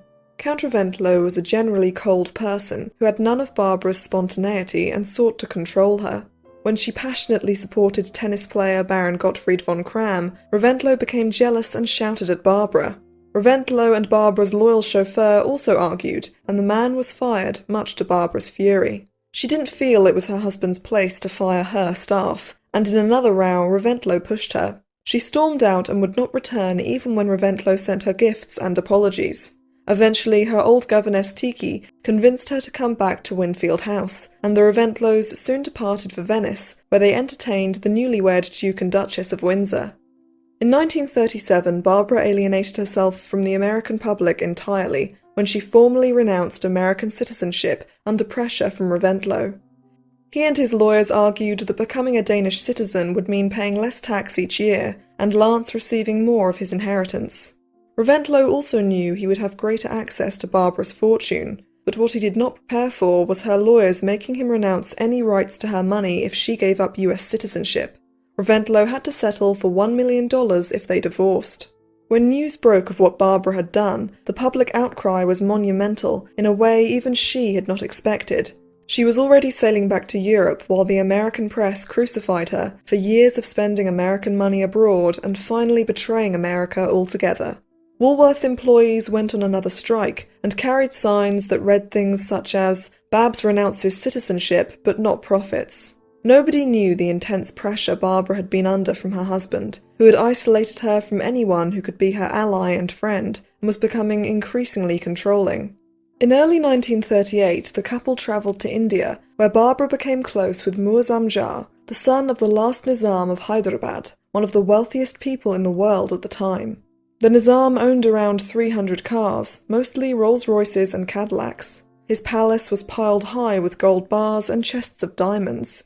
He also had 1,000 servants and 42 concubines. The Nizam himself lived in the utmost simplicity and was known for being quite cheap. He wore the same clothes for weeks and lived in a small cottage instead of his opulent palace. Prince Muazzam shared Barbara's love of poetry, and they spent hours reading to each other, which angered Count Reventlow. Barbara and the prince continued to write to each other when she returned to London. In one letter, the prince confessed his love for her and begged her to return to India. Reventlow was enraged and demanded she end the correspondence, which she refused to do. Not long afterwards, in Paris, Count Reventlow took Barbara to see a debauched show in a seedy club, and forced himself on her before locking her in the bathroom of their hotel room. When they returned to London, Barbara continued to enrage Reventlow by repeatedly dancing with Prince Friedrich of Prussia at a party, and inviting the prince to Winfield House, where he became a regular visitor. Reventlow finally moved out, but was determined to salvage the marriage. He had a member of staff spy on Barbara, but she soon found out. Reventlow became increasingly unhinged. He carried a loaded pistol and threatened to shoot Prince Friedrich, after which Barbara put out a warrant for Reventlow's arrest. A messy court battle ensued, and even after being offered $2 million, Reventlow still refused to divorce. Reventlow hired the same lawyers that had represented Wallis Simpson in her divorce from Ernest Simpson, and Barbara dropped the charges against Reventlow to avoid having to take the witness stand. Barbara had a brief affair with Howard Hughes before seeing Reventlow in Venice. Shortly afterwards, she gave an interview that painted Reventlow in a very bad light. He threatened to sue Barbara for libel and print his own version of their marriage, and Barbara was forced to pay the magazine $50,000 to stop them printing the final installment of the interview. After a series of brief affairs, Barbara took Lance to America for the first time, and on the ship back to Europe she met famous actor Cary Grant. They realised they had mutual friends and promised to stay in touch. Almost as soon as Barbara returned to England, Americans were advised to leave as war loomed on the horizon. The American ambassador to the United Kingdom, Joseph P. Kennedy, the future President JFK's father, came to see Barbara in person and advised her to return to the United States, despite having renounced citizenship. He then scandalised Barbara by offering to make her his mistress and chasing her around his desk. Barbara refused his advances but took his advice and had all the treasures in Winfield House packed up. She had 300 pairs of shoes, a seemingly endless wardrobe, and some of the most priceless jewels in the world, including Romanov emeralds, rubies that had belonged to the Queen of Holland, and a pearl necklace that had been worn by Marie Antoinette. She spent $1.2 million on the most valuable emerald jewellery collection in Europe, which had originally been a gift from Emperor Napoleon III of France to his mistress, the Countess of Castiglione. Barbara was forced to pay Count Reventlow $250,000 to allow Lance, who had been staying with his father in Europe, to return to America with Barbara. In New York, Woolworth's employees greeted her arrival by throwing rocks at her car, and Barbara received a similar reception wherever she went. She was sent dozens of threatening letters a day and was pelted with rotten eggs and tomatoes as she left a party at Doris Duke's house. Finally, Barbara hired a PR agent called Steve Hannigan and paid him $60,000 in 1 year to revamp her image. Suddenly, the newspapers were awash with Barbara Hutton's good deeds. Sources close to her, which were of course Steve and his team, credited Barbara with saving her father's marriage, personally supporting a number of impoverished families, and championing the war effort by giving large donations and knitting for charity. Barbara took Lance to the west coast and briefly stayed on a small Hawaiian island that belonged to a friend of Doris Duke's. When Barbara returned to California, she was often seen with Cary Grant, one of the best paid and most famous stars of his time. Cary was born Archibald Leach in Bristol, England, and grew up in an impoverished and unhappy household. His alcoholic father had Cary's mother committed to a mental institution, but told the 9-year-old Cary she had died. Cary did not find out she was alive until he was 31. At 16, he joined an acrobatic troupe and went to America with them. Throughout the 1920s, he worked as a vaudeville performer before becoming a Hollywood star in the 1930s. By the time Barbara met him, Cary was one of the few actors in Hollywood free from a studio contract and was paid around $300,000 per film. Cary loathed publicity and preferred to see Barbara at his house or at Buster Keaton's Beverly Hills estate, which she had rented. Cary introduced Barbara to a normal life. On her servants' night off, the couple threw parties where the guests cooked and cleaned up after themselves. In December of 1940, Barbara's father died at the age of 63. In his will, Frank Hutton left Barbara a loving father's blessing for future happiness. He believed giving her money would be pointless, and she responded by suing his estate for $530,000. Despite this, Barbara and her stepmother remained friends. In 1941, the Danish king allowed Count Reventlow a divorce, and Barbara and Cary Grant went to Mexico to celebrate, staying at the home of Dorothy DeFrazzo in Mexico City. Because of Dorothy's connections to Mussolini, she was under FBI investigation. By association, Barbara and anyone she and Cary came into contact with were also put under surveillance. Throughout their holiday in Mexico, they were trailed by agents and the entire staff of their hotel spied on them. When Jimmy Donahue found himself in prison in Milan, it was Dorothy DeFrazzo's connections that had him released, but only after Barbara paid $17,000 in fines. In a small ceremony in the home of Cary's agent, he and Barbara were married on July 8, 1942. The press dubbed them Cash and Cary. In 1939, Doris Duke became pregnant, most likely by Duke Kahanamoku. Another lover might have been the father, but ironically, the only person who most certainly was not was her husband. She discreetly terminated the pregnancy in New York. When she told Alec Cunningham Reid, he was horrified, believing the child had been his. Jimmy Cromwell, meanwhile, was busy destroying his political career in Canada. He publicly criticised President Roosevelt's lack of support for the war effort when the president was desperately working behind the scenes to help the Allied forces. On a rare visit to Canada, Doris informed her husband she wanted a divorce. Shortly afterwards, she discovered she was pregnant again, probably by Kahanamoku. Doris was reluctant to terminate another pregnancy, and Jimmy Cromwell decided to use the baby for financial leverage in the divorce. At the time, her husband had custody rights to his wife's children, even if they weren't his.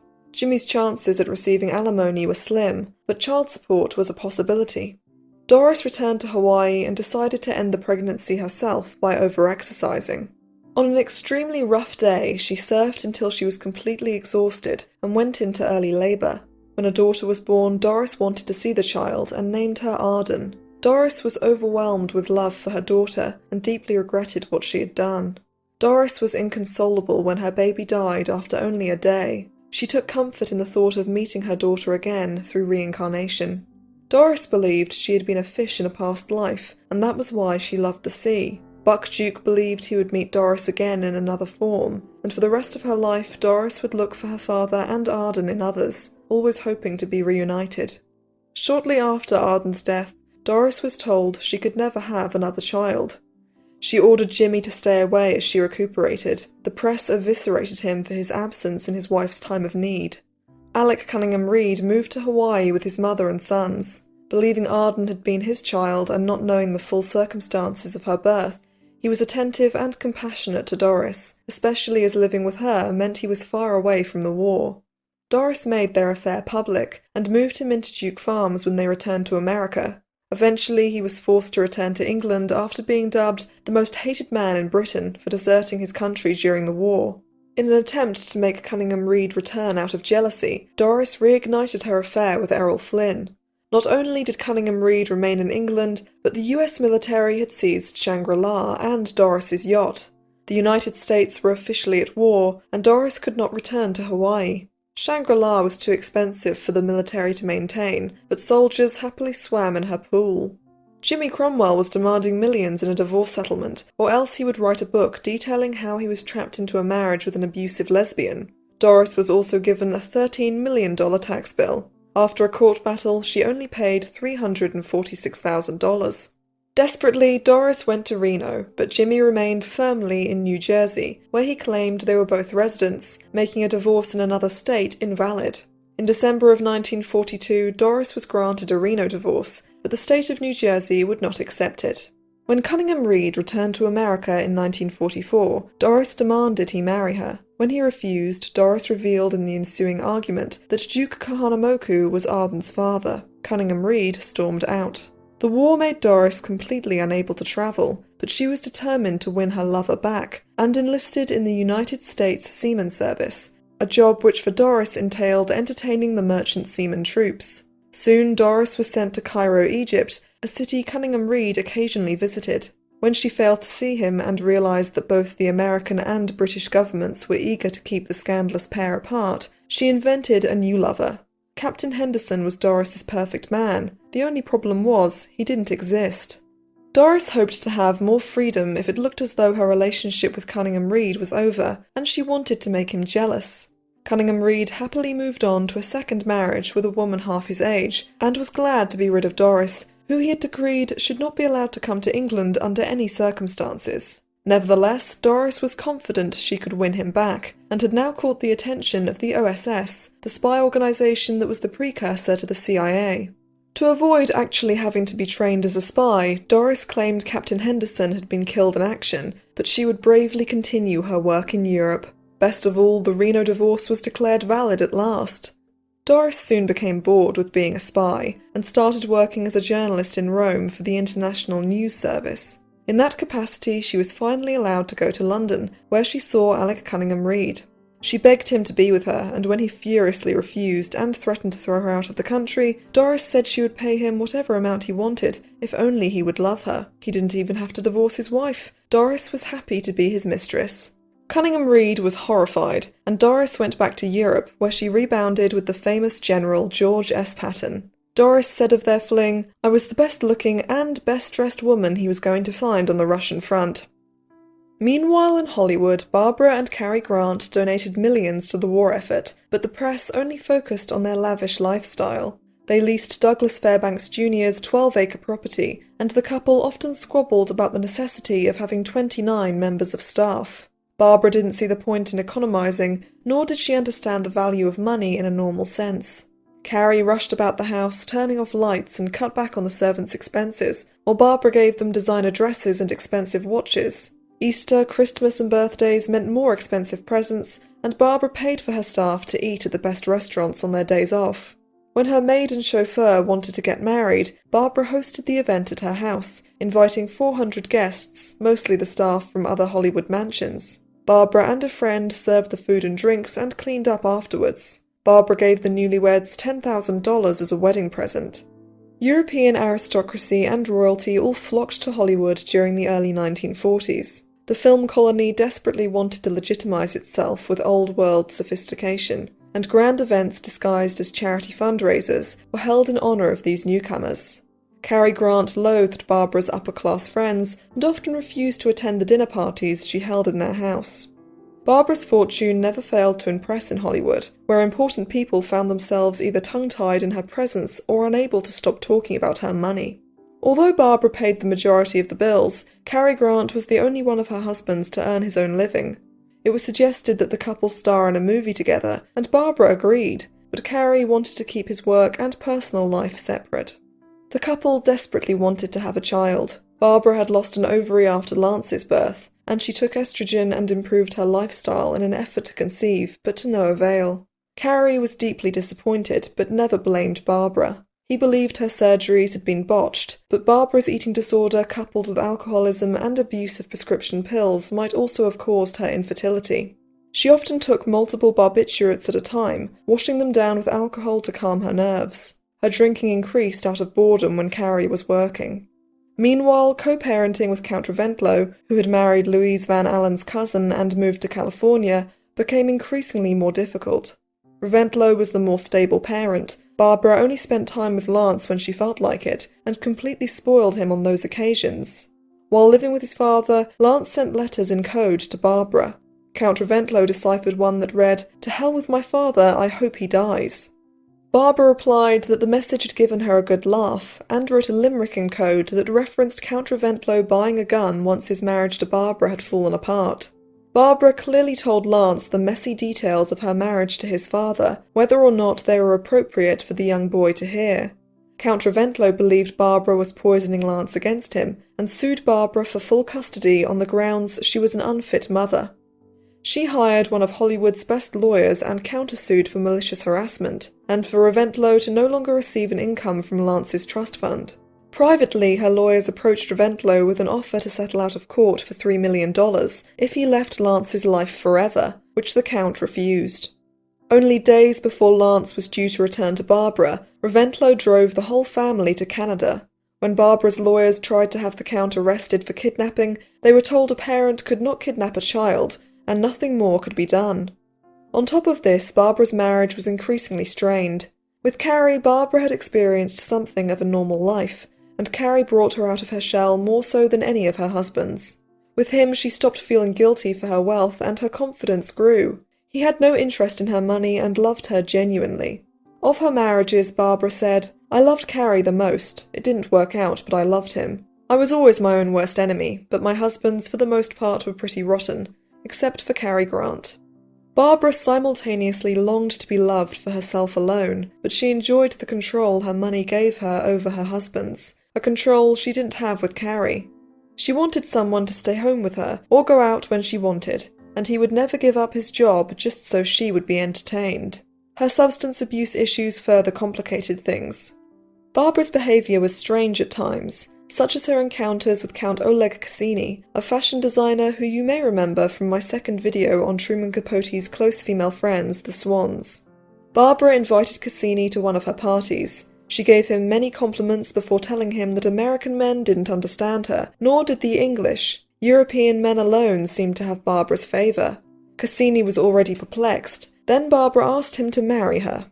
Cassini, who was then married to the famous actress Jean Tierney, was lost for words, and Barbara allowed him to make his escape. A few weeks later, he was invited to a lavishly decorated flat, where Barbara read him her own poetry for an hour. Then she started discussing her plan for how she and Cassini would marry. She was still married to Cary Grant, but after their divorce, Barbara planned to pay Jean Tierney $1 million to divorce Cassini, after which Barbara would finally have her perfect husband. In reality, Barbara and Carrie briefly separated, before reuniting and moving to a smaller house. Downsizing improved their marriage for a time, but in early 1945 they separated for good and were divorced that August. Carrie and Barbara remained friends, and Carrie continued to be a father figure to Lance long after the divorce. Meanwhile, Doris Duke was having more success with the strategy of paying a man's wife $1 million to divorce him. Doris met playboy and rumoured assassin Porfirio Rubirosa while working as a journalist in Rome. Born in the Dominican Republic in 1909, Rubirosa, known as Ruby, was the son of a general-turned-diplomat and grew up in Paris before returning to his homeland with the intention of studying law at the age of 17. Ruby caught the eye of the Republic's dictator, Rafael Trujillo, and was made a lieutenant in Trujillo's guard. Ruby was sent to greet the arrival of the president's daughter, Flor de Oro, who was returning from school in Paris. Although they were both immediately attracted to each other, Flor and Porfirio only exchanged brief conversations in French, but this was enough to have Ruby sent far away from Flor. They wrote to each other, and Flor secretly invited him to a dance, where they danced multiple times in a row. When Trujillo found out, he was enraged and had Ruby stripped of his military rank and locked Flor away from the world. After she went on hunger strike and Rubirosa's mother stood up to Trujillo, the dictator suddenly changed his mind and ordered the young couple to marry. Ruby was made a diplomat and some would say also an assassin, and sent to Paris, where he began his career as a legendary playboy by being extremely unfaithful to Flor. They divorced in 1938, and Flor went on to have 8 more marriages. Trujillo's fury towards his former son-in-law gradually subsided, and in the long run, Ruby's treatment of Flor did not affect his relationship nor his work with Trujillo. Ruby enjoyed his newfound freedom to the fullest extent, and was soon rumoured to be involved in many suspicious events, such as murders and the disappearance of priceless jewels. While living in Berlin at the start of the war, he sold passports to wealthy Jews and smuggled their most expensive possessions out of the country, although these items often suspiciously disappeared. In 1942, Ruby found the answer to his mounting financial problems by marrying the highest-paid actress in France, Danielle Darrieux. Because of his anti-German views, Rubirosa had been forced to reside in Germany for a time, and Danielle made herself unpopular by continuing to perform during the occupation of France, and even doing a press tour in Germany. After the end of the occupation, Ruby took a bullet that was meant for Danielle, because she was seen as a German sympathiser. Soon afterwards, Ruby was assigned work in Rome, where he met Doris Duke. They began an affair while Danielle returned to work, and eventually Doris negotiated a payment for Danielle to divorce Ruby. Danielle initially asked for $5 million, but happily accepted the $1 million Doris offered. Doris also gave Rubirosa $500,000. Danielle went on to enjoy an 8-decade career, one of the longest in cinema history, and died in 2017 at the age of 100. The US government was not pleased with Doris's intentions to marry a probable assassin with close ties to a foreign dictator. Some of the Duke companies supplied the US military, and it was a possibility that Rubirosa would kill Doris in order to gain control of her wealth and company shares. Likewise, the Dominican Republic feared the OSS would kill Rubirosa. When Doris asked Ruby if he would kill her for her money, he simply answered that he had done worse. Doris created her own newspaper as a front to travel freely and see him without the US government's involvement. When the wedding day finally arrived in 1947, Doris's lawyers, or possibly OSS agents, drugged Ruby's drink and made him sign a prenuptial agreement. Shortly after the ceremony, he passed out in Doris's arms. Ruby's list of conquests included Marilyn Monroe, Eartha Kitt, Joan Crawford, Rita Hayworth, Dorothy Dandridge, Judy Garland, and Veronica Lake, among many, many others. Prenup or not, Doris had put herself in real danger by marrying him, and she would not be the last woman to do so. Ruby was cultured and charming. He spoke multiple languages fluently and lived an interesting, fast-paced life. But those qualities alone are not usually enough for otherwise intelligent women to risk their reputations, even their lives, and spend extreme amounts of money to be with a man. Ruby once joked that the difference between him and his other playboy friends was that while they paid their women, Ruby's women paid him. In high-end French restaurants, the enormous pepper grinders were nicknamed Rubirosas, after a certain part of Ruby's anatomy. He was rumoured to be one of the best lovers in the world, and ironically, he was sterile. Further irony occurred when Doris and Ruby's wedding night went unconsummated, because he was still passed out from the drugs her lawyers had given him. Doris made up for her schemes by purchasing Ruby an aeroplane, a lavish apartment in Paris which she had redecorated for $500,000, and a mansion also in Paris. Once the novelty of being married to the world's greatest lover wore off, Doris soon tired of Ruberosa. Like Barbara, Doris wanted control in her relationships. She demanded complete freedom while expecting devotion in return. Without telling Ruby where she was going, Doris frequented cheap jazz clubs in Paris where she enjoyed anonymity. She was an accomplished pianist and often played the piano in these clubs, and brought other musicians back to her house afterwards, which aggravated Ruby, who had affairs out of spite. When he was made the ambassador to Buenos Aires, he may have conducted an affair with Argentina's First Lady Evita Perón. The US government desperately tried to stop Doris from going to Argentina for her safety, but she eventually managed to join her husband. Neither she nor Trujillo were impressed with his antics in Argentina, and Ruby soon lost his job there. Doris returned to America and Ruby to Paris, and when the couple reunited, endless arguments ensued.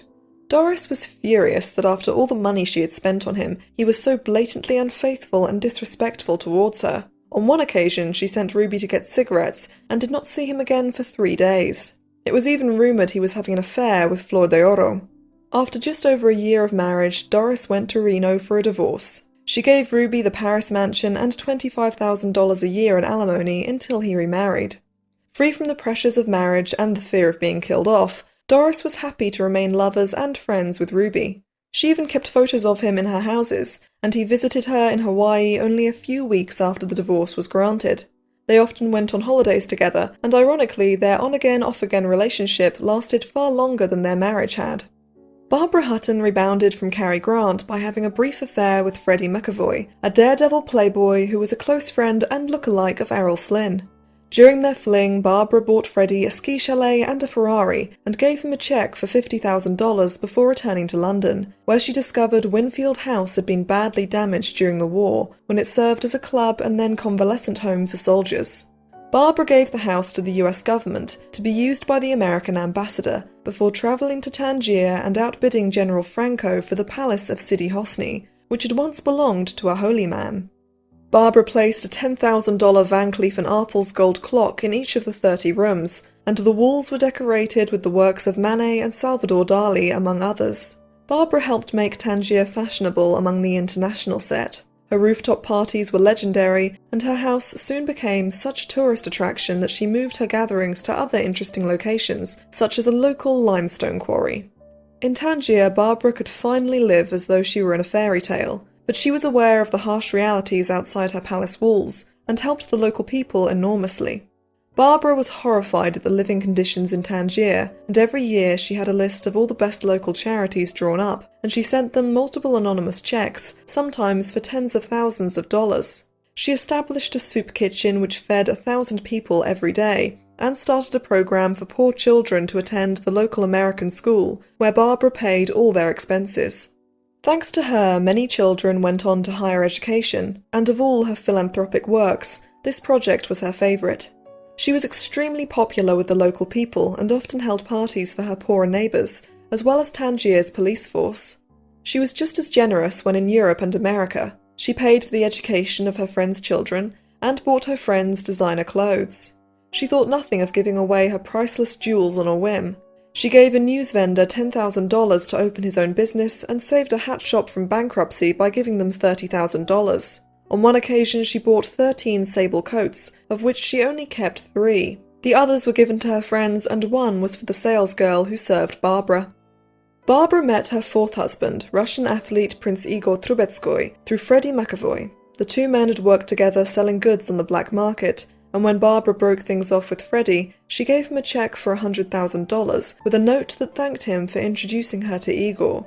Barbara married Igor in the registry office of a small Swiss village, and after the honeymoon informed her new husband that they would have separate bedrooms. Igor had been fascinated by Barbara, but found living with her difficult.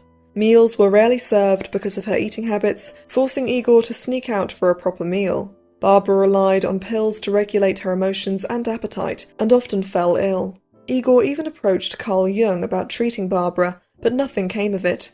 Barbara disapproved of Igor working and became increasingly depressed and controlling. Another court battle with Count Reventlow ensued when Lance remained in Europe with Barbara instead of returning to his father. Lance accused Reventlow of being abusive, and Barbara claimed she needed her son with her due to her ill health. When Lance was forced to return to the United States, he was immediately taken to a hotel by Barbara's lawyers, and when Reventlow arrived, Lance refused to leave with his father, and the two never saw each other again. After the marriage had completely disintegrated, by chance Igor met Errol Flynn, who had a divorce lawyer with him who agreed to represent Igor. Flynn came to the divorce settlement hearings, where Igor demanded to be paid at least $1 million. A war of words was waged in the press, and Barbara tried and failed to obtain a divorce in Mexico. Eventually the two came to an amicable agreement, and Igor was given a $250,000 trust that would be paid to him throughout his life. Barbara's alcoholism was becoming more apparent. On her 39th birthday, she remained in bed for the entire day drinking gin. She was still somewhat active on the social scene and had arguably the most expensive costume for the party of the century, the Besteghe Ball at the Palazzo Labia in Venice. Her Mozart costume cost her $15,000.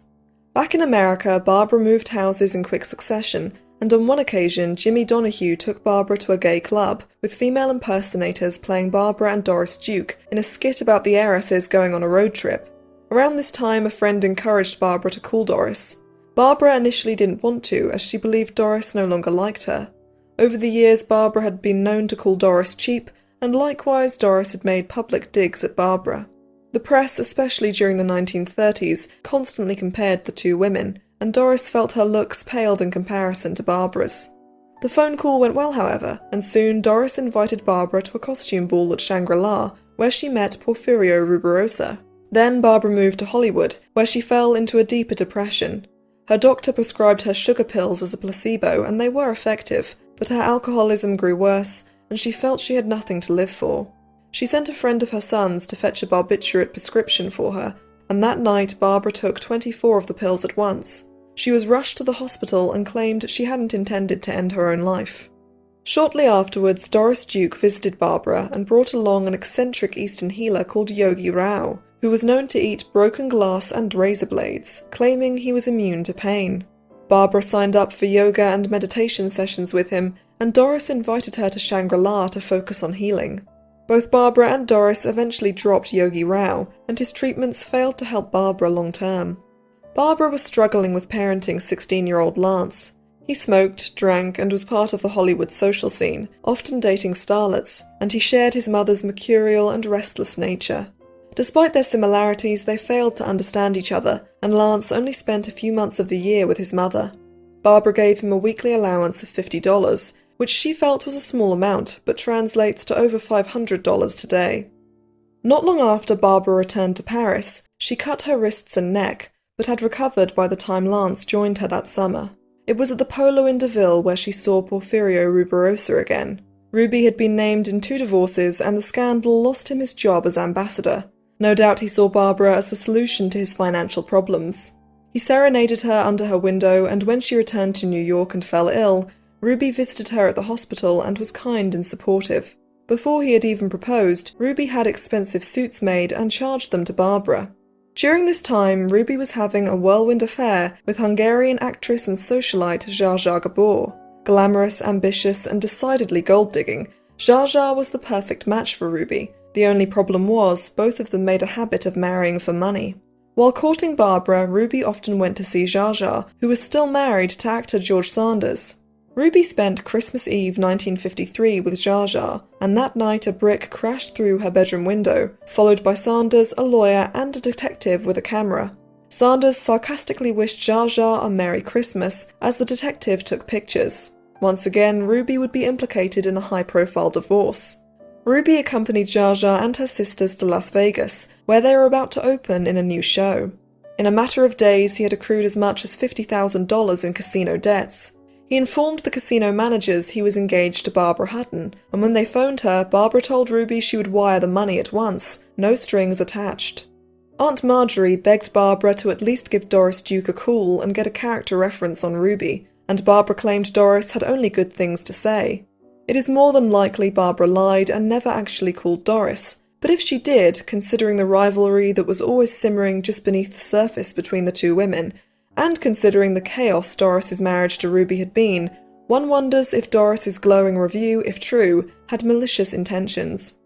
Meanwhile, Ruby was not looking forward to the prospect of marrying Barbara and still wanted to be with Zsa Zsa. When she claimed to still be in love with George Sanders, Ruby gave Zsa Zsa a black eye. She summoned her lawyers and, even worse, her publicist. Soon she was sporting an eye patch which quickly became a fashion trend and was giving numerous scathing interviews. Ruby, meanwhile, had fled to New York and married Barbara on the 30th of December 1953 at the New York residence of the Dominican consul. The prenuptial agreement promised Ruby $2.5 million up front, and Trujillo gave him his job back, as well as making Barbara an honorary Dominican citizen. Her friends had argued she was in such poor health and relied so heavily on pills and alcohol that she hardly possessed a stable enough mind to marry, and half an hour into the wedding party, she collapsed and was taken to her room while Ruby snuck off to celebrate his good fortune in the arms of other women. When Zsa Zsa saw photos of Barbara in her Balenciaga black wedding dress, Zsa Zsa said Barbara looked like she was at a funeral. Even more cuttingly, Zsa Zsa remarked, "I love George, Ruby loves me, Barbara loves Ruby, but who loves Barbara?" Doris Duke was said to be furious about the marriage. She claimed Barbara always wanted whatever Doris had, and to some extent that was true. Doris had more money and was far better at managing it. She was more adventurous and confident than Barbara, and experienced more of real life. While Doris envied Barbara's beauty, it is likely Barbara envied Doris's personality and strength. On New Year's Eve, Barbara's first day of her 5th marriage, she slipped in the bathroom and broke her ankle, which confined her to a wheelchair. Ruby and Barbara honeymooned in Palm Beach, leasing the villa of the Maharaja of Baroda for 3 months. The rent was $10,000 a month. They occupied separate bedrooms at opposite ends of the house, and while Barbara largely remained inside, Ruby went on extravagant shopping sprees, picked up women at clubs and bars, and played polo. Zsa Zsa Gabor had given the marriage 6 months. It didn't even last the 3-month lease.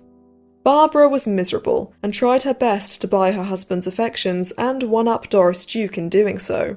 Barbara bought Ruby the exact same type of plane Doris had given him, which he had sold, but decorated the interior even more lavishly. Ruby received a coffee plantation in the Dominican Republic from Doris, so Barbara spent $450,000 on a citrus plantation. Barbara also gave him 15 polo ponies and a Lancia car. She threw Ruby an extravagant birthday party, but he stayed outside drinking by himself, and Barbara went to bed early. The guests heard her crying herself to sleep. Ruby's shopping sprees landed him on the best-dressed list of 1954, and also prompted Barbara's lawyers to beg her to curb his spending. Soon the Rubirosa marriage had become fodder for comedians as well as the press. Barbara confided in a friend that she feared Ruby would kill her for her money, and his open flings with any woman he could find quickly became too much for Barbara. One night at dinner, she slapped Ruby hard across the face, and after 53 days of marriage they separated. Ruby received $2.5 million in cash, and had accumulated approximately $1 million more in gifts. It is highly likely the marriage was never consummated. Barbara returned to New York and went on a shopping spree of her own, while Ruby returned to Zsa Zsa. Eventually they parted ways, and Ruby ironically met his match in the 19-year-old French actress who would be his 5th and final wife. Born Odile Berard, she took the stage name Odile Rodin as a nod to her beautiful figure, as the sculptor Auguste Rodin was known for creating gorgeous sculptures of the human form. As a young teenager, she became the mistress of a businessman who helped her acting career. Odile only appeared in 2 films, one of which starred Ruby's second wife Danielle Darrieux. Odile was rumoured to have had a large amount of lovers by the time she met Ruby at the age of 19. He was nearly 30 years older than Odile, and they married in October 1956, after which he made her give up her acting career. Ruby was in love with Odile and determined that she would be different from all his previous relationships. He controlled every aspect of her life, from her clothes and jewellery to where she went, but she eventually rebelled. She was in the prime of her life and wanted to have fun, while Ruby's fast-paced lifestyle was beginning to tire him. In 1965, Ruby crashed his Ferrari into a tree and died at the age of 56. His last word was said to be Odile. Soon after her divorce from Ruby, Doris had begun a relationship with Mexican-American jazz pianist Joey Castro. 15 years her junior, Castro would become an acclaimed musician, and often took part in the musical sessions Doris held at her houses. She had a music room and a recording studio at Duke Farms, which was frequented by famous artists. Joey and his band often performed for her at Shangri-La. He tutored her in music and they began having an affair, living together at Doris's Hollywood property Falcon Lair, the former home of 1920s actor Rudolph Valentino. The house had since had a mob hit carried out in it. Doris and Joey frequented the highest echelon of Hollywood society, attending parties where the guests included Charlie Chaplin, Joan Crawford and Lana Turner. Doris was shy when it came to performing. She could never have performed by herself, but as a backup singer she had a good voice and was confident as long as she could fade into the background. Joey made her part of his band and they went to Spain before travelling throughout Europe. Joey often introduced Doris by another name on stage, and she wore a black wig and never appeared in official photos with the band. The tour was going well until Doris learned Barbara Hutton had married Rubirosa. During the tour, Doris desperately tried to behave as though she was still young, and drank heavily to combat her stage fright. She was obsessed with retaining her youth and looks, and had undergone plastic surgery to preserve them. She felt she had aged better than Barbara, who often looked tired and ill. The $25,000 a year in alimony that Doris gave Ruby would end if he married again, and Doris must have felt this gave her control over him. Surely Ruby would rather have a guaranteed income than risk it all on another marriage. Now Doris felt the insecurities of her youth rushing back. This marriage meant the end of her on-again, off-again relationship with Ruby. He was no longer at her beck and call, and had chosen her rival over her. The Rubirosa-Hutton marriage also meant the press had a reason to find Doris, and once they did, they followed her for the rest of the tour. By the time she and Joey returned to the USA, their relationship had also begun to deteriorate. Joey had used Doris's money to finance an incredibly lavish lifestyle while in Europe, and had enjoyed exerting the power it gave him. Instead of furthering his career as Joey expected, once back in Hollywood, Doris locked herself away, and she and Joey got into vicious arguments. They usually reconciled by going on expensive holidays to Europe and to the East. Unlike many other collectors who focused on pieces from China or Japan, Doris saw the value of Southeast Asian cultural artifacts and bought a sizable amount of them on her travels. During this time, she was usually accompanied by various healers, mystics, and clairvoyants. The only time she easily opened up was during sessions with them, where she spoke of her father, of her daughter Arden, and even of Barbara Hutton, who Doris pitied, as she believed Barbara had been taken advantage of a great deal.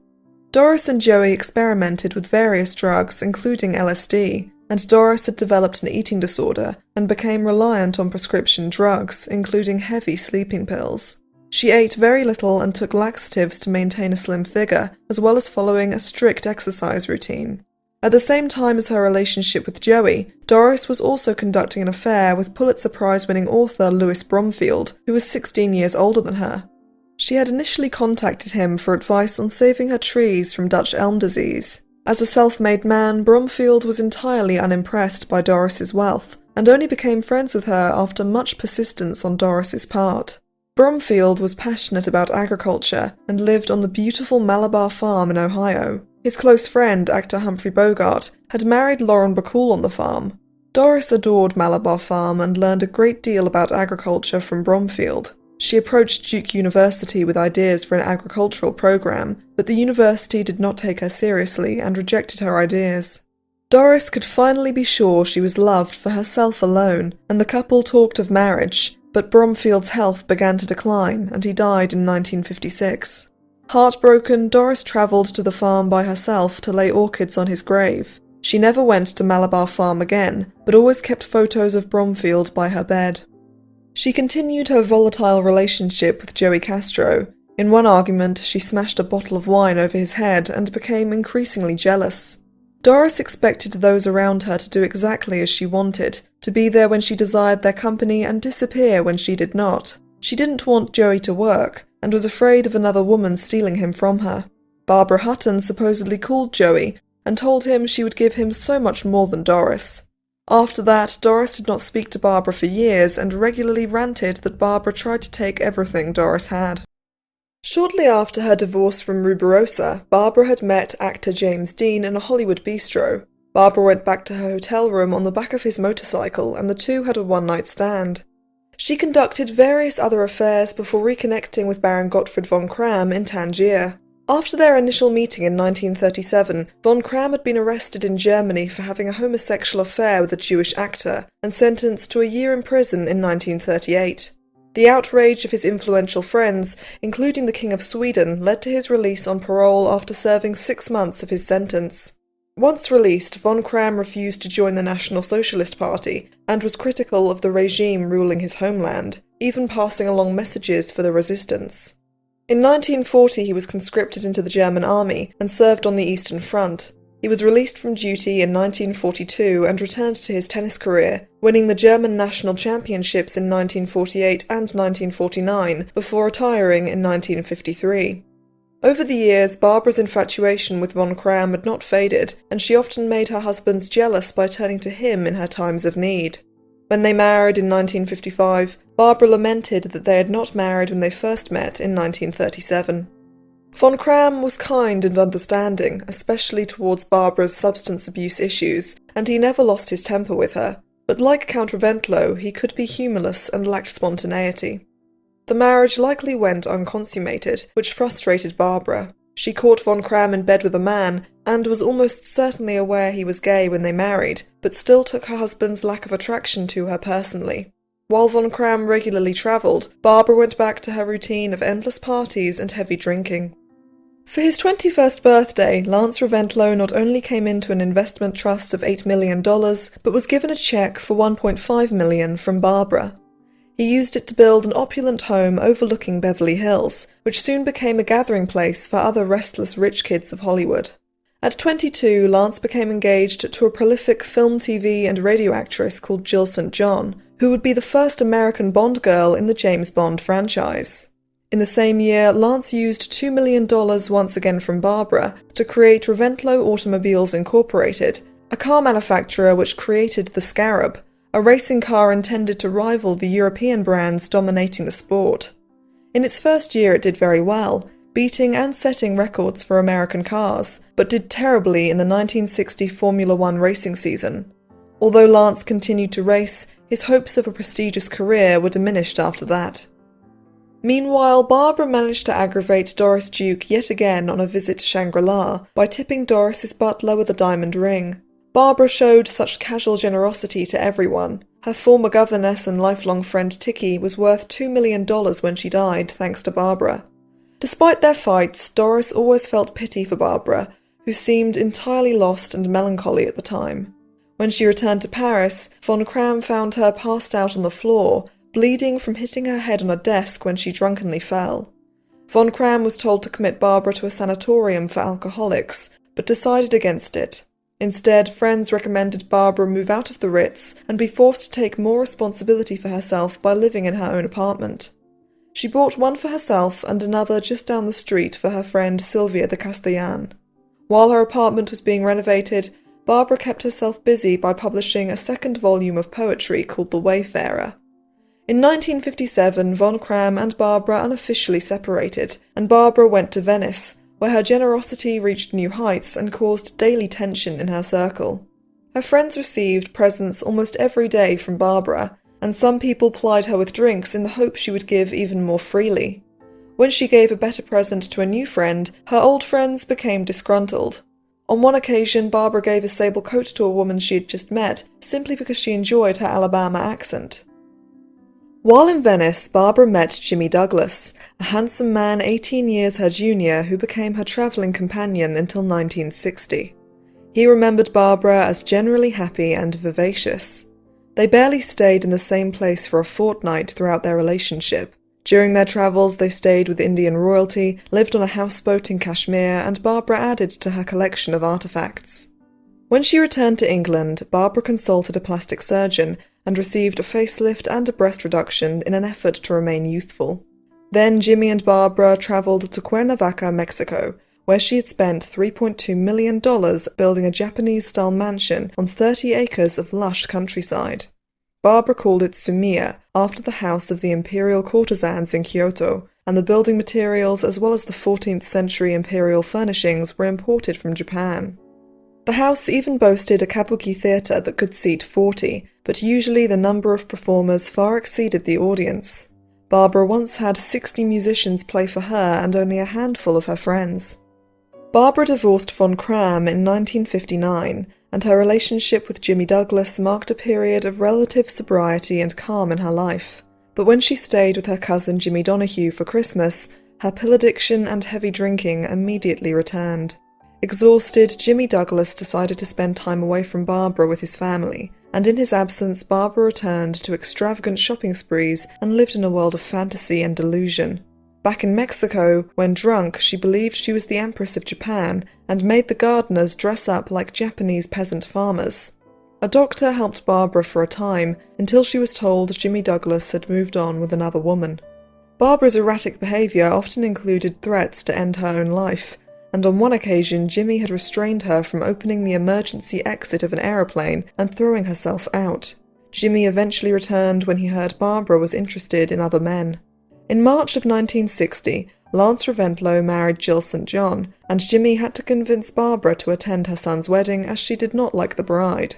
Later that year, Barbara dumped Jimmy for a 23-year-old English musician called Lloyd Franklin, who she had met in Tangier. Barbara gave him a designer wardrobe, polo ponies, and a Rolls-Royce. The relationship was a constant source of gossip, but Lloyd genuinely loved Barbara and was not with her for her money. When Lance visited his mother in Mexico in 1962, he was disturbed by the fact Lloyd was younger than him, and after insulting Barbara, Lance was financially cut off. Not only was he forced to sell his Beverly Hills house, Jill St. John was divorcing him and started dating Frank Sinatra. Eventually, Barbara and Lance were reconciled. In 1962, the death of her mother Nannaline symbolised the end of an era for Doris. She had never been popular in the high society set her mother moved in, and now the last tie to that rapidly fading world had been broken. Doris preferred to mix with celebrities and her growing circle of healers and mystics than the old money set she had been forced to inhabit in her youth. Elvis, Judy Garland, Michael Jackson, Marlon Brando and Sharon Tate numbered among Doris's celebrity acquaintances. Marlon Brando inspired Doris's interest in Native American culture and history, and she helped establish research programs on the topic at many universities. Doris and Elvis shared similar spiritual ideas, and both were involved with the Self-Realization Fellowship, a religious organization founded on Eastern teachings. Doris was obsessed with youth and health, always looking for a new method of healing, and even practicing meditative healing rituals on her friends. During the early to mid-1960s, her relationship with Joey Castro became even more turbulent. In one fight, she stabbed him in the arm with a knife. When Joey eventually walked out on her, he filed a lawsuit claiming she was his common-law wife and that he owned half of Falcon Lair where they had both lived. He also wanted $150,000 in damages for being stabbed in the arm. Doris hired a private detective called Peter Brook to infiltrate Joey's circle undercover and cause tension between the people encouraging the lawsuits. Doris's plan was effective. Joey dropped the lawsuits, and once the couple were reunited, they went to Tahiti together. To keep Joey busy, Doris created a record company called Clover Records and put Peter Brook in charge of it. Joey never discovered that his friend and colleague was actually working undercover for Doris. In 1966, Doris and Joey's relationship came to an end after a violent fight which resulted in Doris's jaw being broken. She shut down Clover Records and retreated to her Newport residence, Rough Point, to recover. Accompanying her was Eduardo Torella, an aspiring musician and set designer who she had enlisted to redesign the kitchen at Falcon Lair. Torella, like many of Doris's male friends, was gay, and he soon became her close confidant, rarely absent from her side. They travelled the world together, sketching the best gardens of Europe and the East to recreate for Doris's Gardens of the World project at Duke Farms. Torella found Doris exhausting. He alone was forced to sit through her dinners that dragged on for hours. She poured her heart out to him while consuming copious amounts of alcohol. Torella's debts made him remain in her employment, and he acted as a buffer between Doris and the rest of her staff, and was one of the few people to stand up to her. She was an incredibly demanding employer at times, and believed her servants' worlds revolved around her. Her staff's entire Christmas was usually spent with Doris, who insisted on throwing them a party on Christmas Eve, and although she paid for the presents of her servants' children, the kids had to open the gifts in front of her in a somewhat awkward ceremony. She would usually leave in the middle of it, leaving a butler in charge. Doris had almost no family after her mother's death and rarely entertained. She was an extremely private person to the point of being reclusive. Every few years, she came up with another project to entertain herself, and Torella helped her make the beginnings of what would be her main focus throughout the late 1960s and early 1970s, the Newport Restoration Foundation. Beginning with the Depression and continuing throughout the mid-20th century, Newport faced the problem of no longer being a fashionable place for the rich to have their so-called holiday cottages. Many mansions had fallen into disrepair, no longer lived in but unable to be sold even for extremely cheap prices, as nobody wanted to take on the upkeep. In an era of expanding international travel, having holiday homes abroad, such as Barbara Hutton's Tangier Palace, was both achievable and fashionable. Doris began the restoration with her own mansion and oversaw every detail of Rough Point's transformation. Barbara Hutton, meanwhile, continued to try and buy happiness. For around $40,000 a week, she rented her favourite resort in Morocco just for herself and a small group of friends. Eventually, she realised she was too old for her lover, Lloyd Franklin. Barbara broke his heart when she ended things because she wanted him to have a life with someone his own age. Eventually, he married an English heiress, and Barbara bought them a house as a wedding present. Lloyd had one child, and his wife was pregnant with a second when they tragically died in a car crash. Lloyd was only 31. Barbara had moved on from Lloyd with a Vietnamese artist called Raymond Duan, who sold antiques and dabbled with poetry.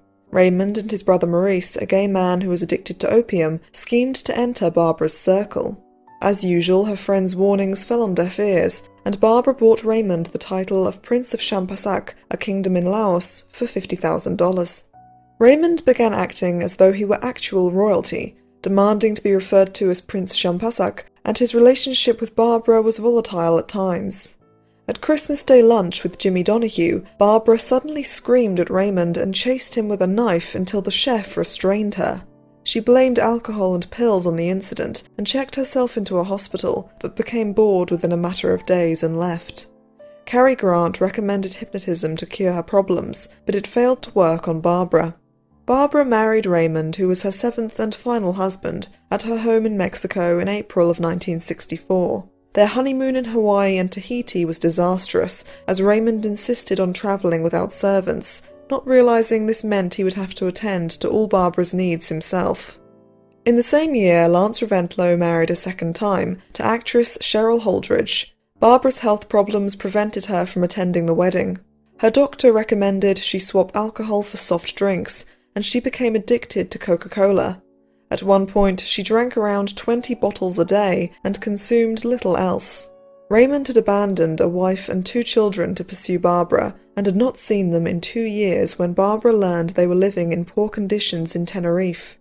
She paid for the children to attend a good boarding school in Switzerland. As she aged, Barbara became more eccentric. She took baths in seawater and refused to walk. She had to be carried or moved in a wheelchair. Doris Duke once arrived in an airport, and when she was greeted with a wheelchair, she said, "Sorry, you've got the wrong one. I'm Doris Duke. The other one's in Mexico." In Tangier, Barbara received guests as though she were a queen, dressed in her full regalia and seated on piles of cushions or jewel-encrusted furniture, and sometimes on an actual throne. On occasion, she reportedly insisted her servants sing instead of speak. Although Barbara seemed determined to give away much of her wealth to friends or charity, she still made extravagant purchases, such as buying a 48-carat diamond, one of the largest in the world, for $400,000 in 1965, which today would be around $4 million. In early 1966, Barbara's home in Mexico was broken into, and thieves stole roughly $200,000 in cash and jewellery. Worst of all, Barbara's insurance failed. Barbara was miserable when Doris Duke visited her in San Francisco. Doris invited Barbara to stay at Shangri-La while Doris was away, and Barbara made herself so comfortable she decided to redecorate. Barbara disposed of Doris's priceless furniture and ornaments, replacing them with modern Japanese decor more to Barbara's taste. Doris was almost obsessional with controlling the design of her homes. She thought nothing of ordering a fireplace to be moved or changing the position of furniture multiple times in a day until she was satisfied. She regularly got her hands dirty to make sure things were perfect. Members of staff even witnessed her glazing tiles on one occasion. Needless to say, Barbara's redecoration was the last straw for Doris, and any remains of their friendship were destroyed as soon as she returned to Shangri-La. On one occasion after that, both women sat in a restaurant only a few tables apart, and were observed to entirely ignore each other. On another occasion, while Doris was shopping, she was offered a sable coat for $35,000 and said, "Who do you think I am, Barbara Hutton?" Not only was Doris extremely thrifty when it came to practically everything, including her clothes, she rarely appeared in the papers. In late 1966, however, she made headlines. On the afternoon of October 7th, 1966, Doris and Eduardo Torella decided to go into town from Rough Point. Torella got out of the car to open the inward swinging gates, and suddenly the car raced towards him, running him over and hitting the 15-foot iron gates so hard they burst open, before the car finally came to a stop when it hit a tree. Passers-by, who had no idea who Doris was, found her in a state of shock and followed her into her house as she screamed Torella's name. Soon they realised there was a body under the car. The police were called and Doris was taken to the hospital. Doris claimed the car had rolled forward and she had mistakenly put her foot on the gas instead of the brake. Doris had only driven the car on one other occasion, and it had an automatic gear shift which she was not used to. Although the car was found to be in perfect working order, it is still unclear whether Doris meant to kill Torella. He desperately wanted to return to Hollywood and go back to designing sets, and Doris's controlling behaviour certainly made him cautious to leave her. But years after his death, Doris made a friend wait until she had completely turned a car off until she allowed him to open the very same gates, claiming she would not lose another friend in an accident. Multiple scenarios are possible. Doris may have only intended to scare Torella, perhaps as a warning not to leave her, but was then unable to stop the car. The car may have genuinely rolled forward, and Doris was likely under the influence of pills and alcohol at the time, and her story of mistaking the gas for the brake could be true. The size of the gates meant the car would need to be far away for them to open, leaving Torella enough time to move if Doris had driven at him.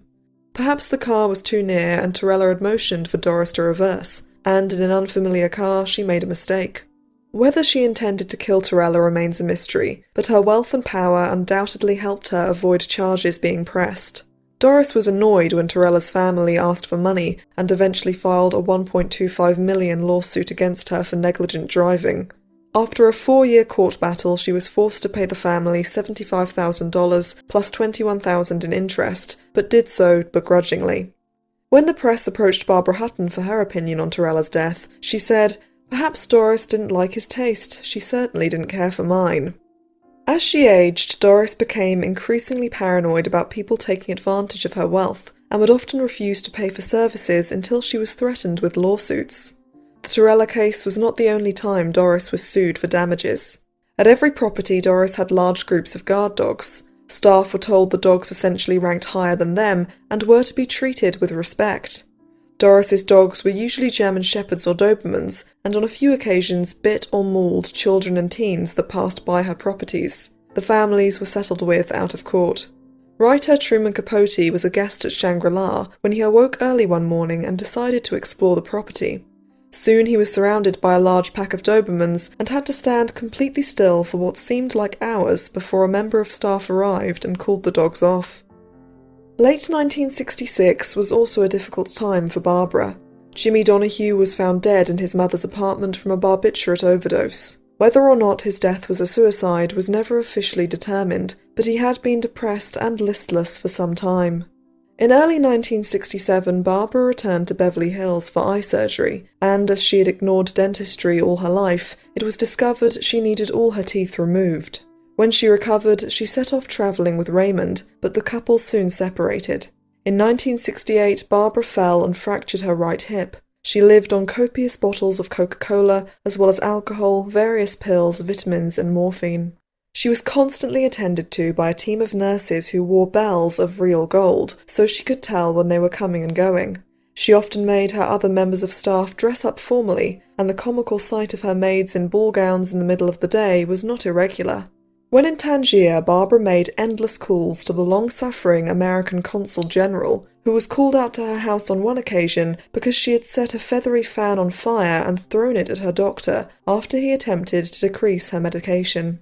Another time, the Consul General found Barbara in bed with multiple veils covering her face which concealed eccentric makeup. She declared she was Shiva, the Hindu god of destruction, before poking the Consul General in the arm with a dagger. Meanwhile, Prince Raymond had been living in an ashram in Spain, but decided life with Barbara Hutton was more to his liking. After they reunited, Raymond stopped Barbara from throwing herself off a cliff in Tangier. Her health continued to decline, and she damaged her right leg again with another fall. Soon she and Raymond separated for good. Doris also suffered from many of the same addictions that plagued Barbara, and had an eating disorder, but managed to keep herself in remarkable shape for a woman of her age. Doris regularly swam in the treacherous waters off Rough Point, and she devoted hours a day to dance classes. What she lacked in talent, she made up for in hard work, and employed famous dancers such as Martha Graham to teach her. Doris formed a dance group where she was often in competition with the younger female dancers. She wore a long black wig and went unrecognised during her numerous performances in New York. Doris also sang in the angelic choir at the First Baptist Church of Nutley, led by the Reverend Lawrence G. Roberts. She performed with the choir at Madison Square Garden for Duke Ellington's birthday, in a lineup that included Ray Charles and Sammy Davis Jr. In the late 1960s, Doris began a relationship with Leon Amar, a Moroccan decorator 27 years her junior. During this time, Doris deepened her friendship and competition with Jackie Onassis, and tried to emulate Jackie's iconic style. Doris was also attracted to Jackie's husband, Greek business magnate Aristotle Onassis. Doris and Leon went on holiday to Haiti with Aristotle and Jackie, aboard Aristotle's 325-foot yacht, the Christina O. While Jackie and Doris spent a fortune on art, Leon helped Jackie's son, JFK Jr., empty the refrigerator to throw the food to the poor Haitians swimming around the boat. Aristotle was furious despite the boys' good intentions. Leon and Doris both received treatments from the latest healer Doris had found, Norbu Chen, who claimed to be the reincarnation of a high Buddhist Lama. Chen's clients ranged from famous Apollo 14 astronaut Edgar Mitchell to Hollywood actor Yul Brynner. Chen claimed to be able to heal through meditation rituals and diets consisting only of grape juice. Norbu Chen was the latest alias of Texan conman Michael Lee Alexander. Under various names he had been sent to an asylum, imprisoned for sexual assault, and arrested for larceny. Doris went on a diet of grape juice, and Chen got her addicted to enemas and laxatives, which would negatively impact her health for the rest of her life. She helped Chen create a health foundation and donated $30,000 a month to it. Leon Amar was involved with many of Doris's projects and helped her organise her immense collection of Eastern art. When Rough Point was burgled and Doris's priceless jade collection was stolen, Chen had a vision that the jade was in a seedy part of New York City, and Leon was sent to investigate wearing a fake nose and a moustache. The jade was not there, and when Leon dared to question Norbu Chen, Doris unceremoniously cut Leon out of her life and ruined his career as a decorator. He struggled to find work after their breakup. Doris funded multiple New Age medicinal and agricultural programs. She often placed a bottle of pills in front of a vibrating machine and claimed the machine would make the pills go into her body without her having to take them. Doris continued her quest for eternal youth by undergoing various cosmetic surgeries, and she frequented places such as Studio 54. In 1968, Doris founded the Newport Restoration Foundation, and Jackie Onassis was made the vice president. One of the largest projects of its kind seen in modern times, Doris purchased 83 houses and oversaw every detail of the restoration. She made a list of colours acceptable for the interiors and exteriors, and tenants had to have express permission to install even the most basic of appliances. As well as being a restoration project, the NRF acted as a housing agency, and its private funding allowed Doris to answer to virtually no one but herself. As well as the strict regulations, Doris had storm windows installed in all the houses, without the request of tenants, and years before some of them even arrived, and yet she sent them the bills, which ranged from a few $100s to $1,800. When the tenants formed a union of sorts and refused to pay, Doris had the windows ripped out, and soon after raised the rent by 30%, forcing around half the tenants to move out. On a wider scale, nobody could complain, let alone take action against Doris, as she had not only significantly raised housing prices in the area, but she had indirectly increased tourism by millions of people a year, and inspired homeowners to keep up with the standard of quality she had set. While Doris kept herself young with projects, Barbara Hutton lost all sense of purpose as she aged, and increasingly took to her bed. She left many of her jewels in the care of an aristocratic Italian with ties to the neo-fascist movement, who had once been a suitor of Barbara's. When she asked for the jewels back, the man said he had no idea what she was talking about. Unwilling to endure a court battle, Barbara never pursued the matter further. Her health briefly improved when she returned to Palm Beach for the first time in 20 years, after her Aunt Jessie's death. She began travelling again and met 24-year-old Spanish matador Angel Teruel while in Spain. She kept photos of him in her room, attended all his bullfights, and gave him a Rolls-Royce, but the affair was short-lived. Tragedy struck on July 24, 1972, when Lance Reventlow died in a plane crash. Barbara was overwhelmed with guilt that she had not been a better mother, and was too distraught to attend the funeral. Lance left the majority of his fortune to his widow Cheryl. Barbara lived in a state of denial, and often spoke about him as though he was still alive.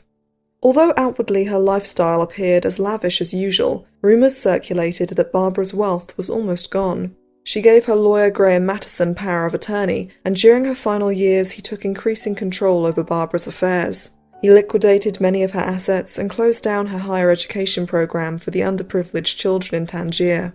Mattison went as far as to convince Barbara's friends to return gifts she had given them. Many of her friends abandoned her, and when she visited her old haunts, she was ignored. High society found the haggard Barbara a morose sight. When she reluctantly left Paris for Beverly Hills, Barbara was forced to stay at the Beverly Hills Hotel because she had accrued nearly $100,000 of debt at her usual hotel, the Beverly Wilshire, but she soon racked up nearly as much at the new hotel. Barbara paid young men $1,000 a night to keep her company. Bills poured in from every direction and were followed by lawsuits when they went unpaid. Although Barbara had overspent, Graham Mattison had poorly managed her finances, probably for his own gain, and sold Barbara's house in Mexico for far less than a fair price. Mattison's personal fortune only grew as Barbara's diminished. She suffered a mental breakdown that caused her to regress so badly she barely moved. She often burned herself or even set herself on fire lighting cigarettes, and survived on Coca-Cola and such high doses of pills it was a miracle she didn't overdose. Doctors seemingly prescribed her drugs at random. Barbara still had her makeup and hair done and wore jewels in bed. Everything had to be done for her. Although she might have been able to live a more active life if she had tried, Barbara had largely lost the will to live. In March of 1979, Barbara was admitted to the Cedars-Sinai Hospital and was visited by her old lover Jimmy Douglas, who managed to cheer her up and get her to eat. Before her final decline, Barbara called out Graham Mattison. In her high, innocent voice, she said, "Graham, did I ever tell you what I think of you? I think you're the biggest bullshit artist I've ever met. Now get out of here and let me die in peace." On May 11th, 1979, Barbara passed away at the age of 66. Her small funeral was only attended by 10 people. Barbara rests in the Woolworth family mausoleum next to her son and mother. Although the figure is disputed, it has been said that Barbara was worth just $3,500 at her death. And so Doris had won the feud. She had outlived her rival, but just like Barbara, still struggled to find something that truly gave her purpose. That was until she met Shandy Hefner. The child of an attorney and bank vice president father and a surgical nurse mother, Shandy, whose birth name was Charlene Gale Hefner, grew up in a comfortable home in Spring Lake, Maryland. She rebelled from her upper-middle-class upbringing by embracing counterculture and became involved with the Hare Krishna movement. She travelled to India, where she was given the name Shandy by one of the movement's leaders, and in 1973 she moved to Hawaii and helped build a Hare Krishna community there. At some point, Shandy tired of the simple life and began mixing with a wealthier set, who introduced her to Doris. With their shared love of the East and fascination with a wide range of spiritual beliefs, Doris and Shandy immediately connected. They exchanged phone numbers and quickly became close friends. It wasn't long before Shandy left the Hare Krishna community and moved into Shangri-La. As usual, Doris could be controlling, but Shandy handled Doris's obsessive qualities better than most and behaved in a devoted manner. Doris was generous, and by 1986, Shandy could pay cash for a $1.5 million Hawaiian ranch. Eventually, Shandy was allowed control of the Duke estates. She spoke for Doris, yelled at the staff, and was generally demanding. She and the usually thrifty Doris went on extravagant shopping sprees together. People didn't know what to make of them. The obvious theory was that Shandy was simply a scheming sycophant tricking an old lady out of her money, but Shandy seemed to genuinely care for Doris. Some thought Doris believed Shandy was the reincarnation of her daughter Arden, or even that Shandy and Doris were lovers. Doris believed that she would find Shandy again in her next life, and the two memorized a Sanskrit code they would say when they were reunited. During this time, Doris also helped Ferdinand and Imelda Marcos, the disgraced dictator president of the Philippines, and his extravagant wife, after they fled to Hawaii following the revolution that deposed them. Doris found Imelda's spending ridiculous and put up with her because she was attracted to Ferdinand. He and Doris may have had an affair, and Doris took little interest in Imelda after Ferdinand's death in 1989. In late 1988, Shandy Hefner was officially adopted by Doris. This not only gave her a clear right to Doris's money, securing whatever inheritance Doris wished to leave her, but it gave Shandy practical privileges such as being able to visit Doris in hospital as a relative. Shandy was put in charge of hiring staff and was given anything she wanted, but she had begun to feel her life was a gilded cage. Doris barely ate and drank a bottle of sherry every night. She was emotionally demanding and could easily get jealous. When Shandy and her bodyguard became lovers, Doris felt betrayed, especially as the man reminded her of Jimmy Cromwell. Doris's paranoia set in. Not only did she grow to hate Shandy, but she believed Shandy was poisoning her food. In 1987, Shandy had been made an executor and trustee of Doris's will, in which she was promised $5 million. By 1991, Shandy had been struck out of it entirely. After Shandy left, Doris wanted no reminders of her, forbidding Shandy's favourite meals from being served. In 1987, a new butler was hired. Bernard Lafferty, originally from Ireland, was intelligent and highly skilled at his job, but he was also a semi-literate alcoholic. Somehow he wormed his way into Doris's affections, and even after drinking on the job multiple times and one binge that landed him in the hospital, he managed to keep his job. After Shandy's departure, Lafferty added to Doris's paranoia, convincing her Shandy had been dangerous. Lafferty began isolating Doris. He took her calls and made everyone go through him to get to her, which only a select few managed to. Lafferty was even added to Doris's will and in 1991 was made an executor. After Shandy, Doris lost her former enthusiasm for overseeing every detail of her estates, handing over all control to Lafferty. He acted largely without her knowledge, although he claimed he had her permission on all decisions. His chief motivation seems not to have been money, or at least not solely money. He derived greater pleasure from his status as Doris Duke's butler. His control over her and the kind of people he mixed with and talked to on a regular basis gave him a sense of power. After years of declining health, on April 16, 1992, at the age of 79, Doris underwent a facelift, cheek implants and eyelid surgery. The entire procedure should have lasted only about an hour and a half, but despite leaving her house at around 11:30 a.m., she did not return until late that evening. Her face swathed in bandages, once back home she suffered what was described as a psychotic episode and broke her hip when she fell getting out of bed. At the time she weighed less than 100 pounds and had shrunk from her former towering height. Doris was incredibly frail when she underwent double knee replacement surgery in early 1993. After that, she was regularly in hospital, sometimes being given as many as 25 medications at a time, leaving her completely disorientated. She often did not know what the day was or where she was, and yet she made changes to her will and was given champagne. Her last days were spent at her least favourite and smallest residence, Falcon Lair. Lafferty was promised around $5 million in her will, and had received large payments from Doris for years. After the final changes made in the hospital, certain people around her, including Lafferty, had less incentive than ever to keep Doris alive. It could be argued that they would be at risk if she made a full recovery and was restored to a healthy state of mind. Her final days are shrouded in mystery and confusion. Apparently Dr. Glassman, who had performed her last plastic surgeries, received a $500,000 check from Doris as a gift. It was likely to be a bribe of sorts from Lafferty. The butler may also have been involved with missing hospital records. In mid-1993, Doris had another knee surgery and 2 days later suffered a stroke. She was hospitalised in Cedars-Sinai and placed in intensive care. When she returned to Falcon Lair 2 months later, her health slowly began to improve. Her paranoia returned and she feared being murdered, and accused Lafferty of causing her illness. Doris desperately wanted to leave Falcon Lair but was not allowed to. To calm her down, she was given high doses of Valium and sedatives around the clock. By the end, Doris was barely able to stay awake and was angry and frustrated at her situation when she was conscious. On October 26th, doctors began the process of removing her life support. When Doris remained alive, she was given a steadily increasing dose of morphine until on October 28, 1993, 18 minutes after being given 100 milligrams of morphine, Doris passed away aged 80. One nurse claimed Doris might have lived 5 more years with better medical care, and that Lafferty often ordered her to be sedated. Her official cause of death as a pulmonary edema, which led to cardiac arrest, was thought by some to be a baseless diagnosis.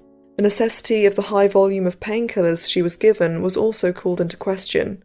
Further investigation into the nature of Doris's death was made virtually impossible, as she was cremated 24 hours after her death without an autopsy having been performed.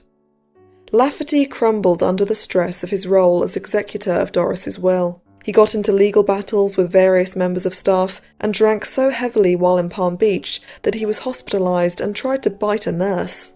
He spent and distributed vast sums of Doris's money. He wore flamboyant clothing and jewellery and possibly makeup as well. Shandy eventually inherited $60 million, and Lafferty died of a heart attack in 1996. Doris Duke's death remains shrouded in mystery and rumour. Despite accusations of murder, charges have never been filed and likely never will be. It is easy upon first glance to envy the rich. Even as the tragic details of lives such as Barbara and Doris's unfold, we imagine we would still enjoy their wealth and power. After all, wouldn't we be wiser than them and simply enjoy such a privileged life? Wouldn't we make better decisions given the chance? The vast majority of people who have lived and will ever live cannot begin to comprehend the chasm of difference between their world and that of Doris Duke and Barbara Hutton. It is likely we will never see such a fascinating case as theirs again. The conditions that existed a generation before them in the Gilded Age have not been entirely replicated since. The contrast of their growing fortunes during the Depression give them a unique position in history, and yet looking closer at their lives there is little to be envied. Their story is proof that money cannot buy the things that make life worth living: love, friendship, and true satisfaction. And in the end, even the rich are as mortal as the rest of us. If you enjoyed this video, please leave a like and subscribe so you never miss another one. Thank you for watching, and until next time.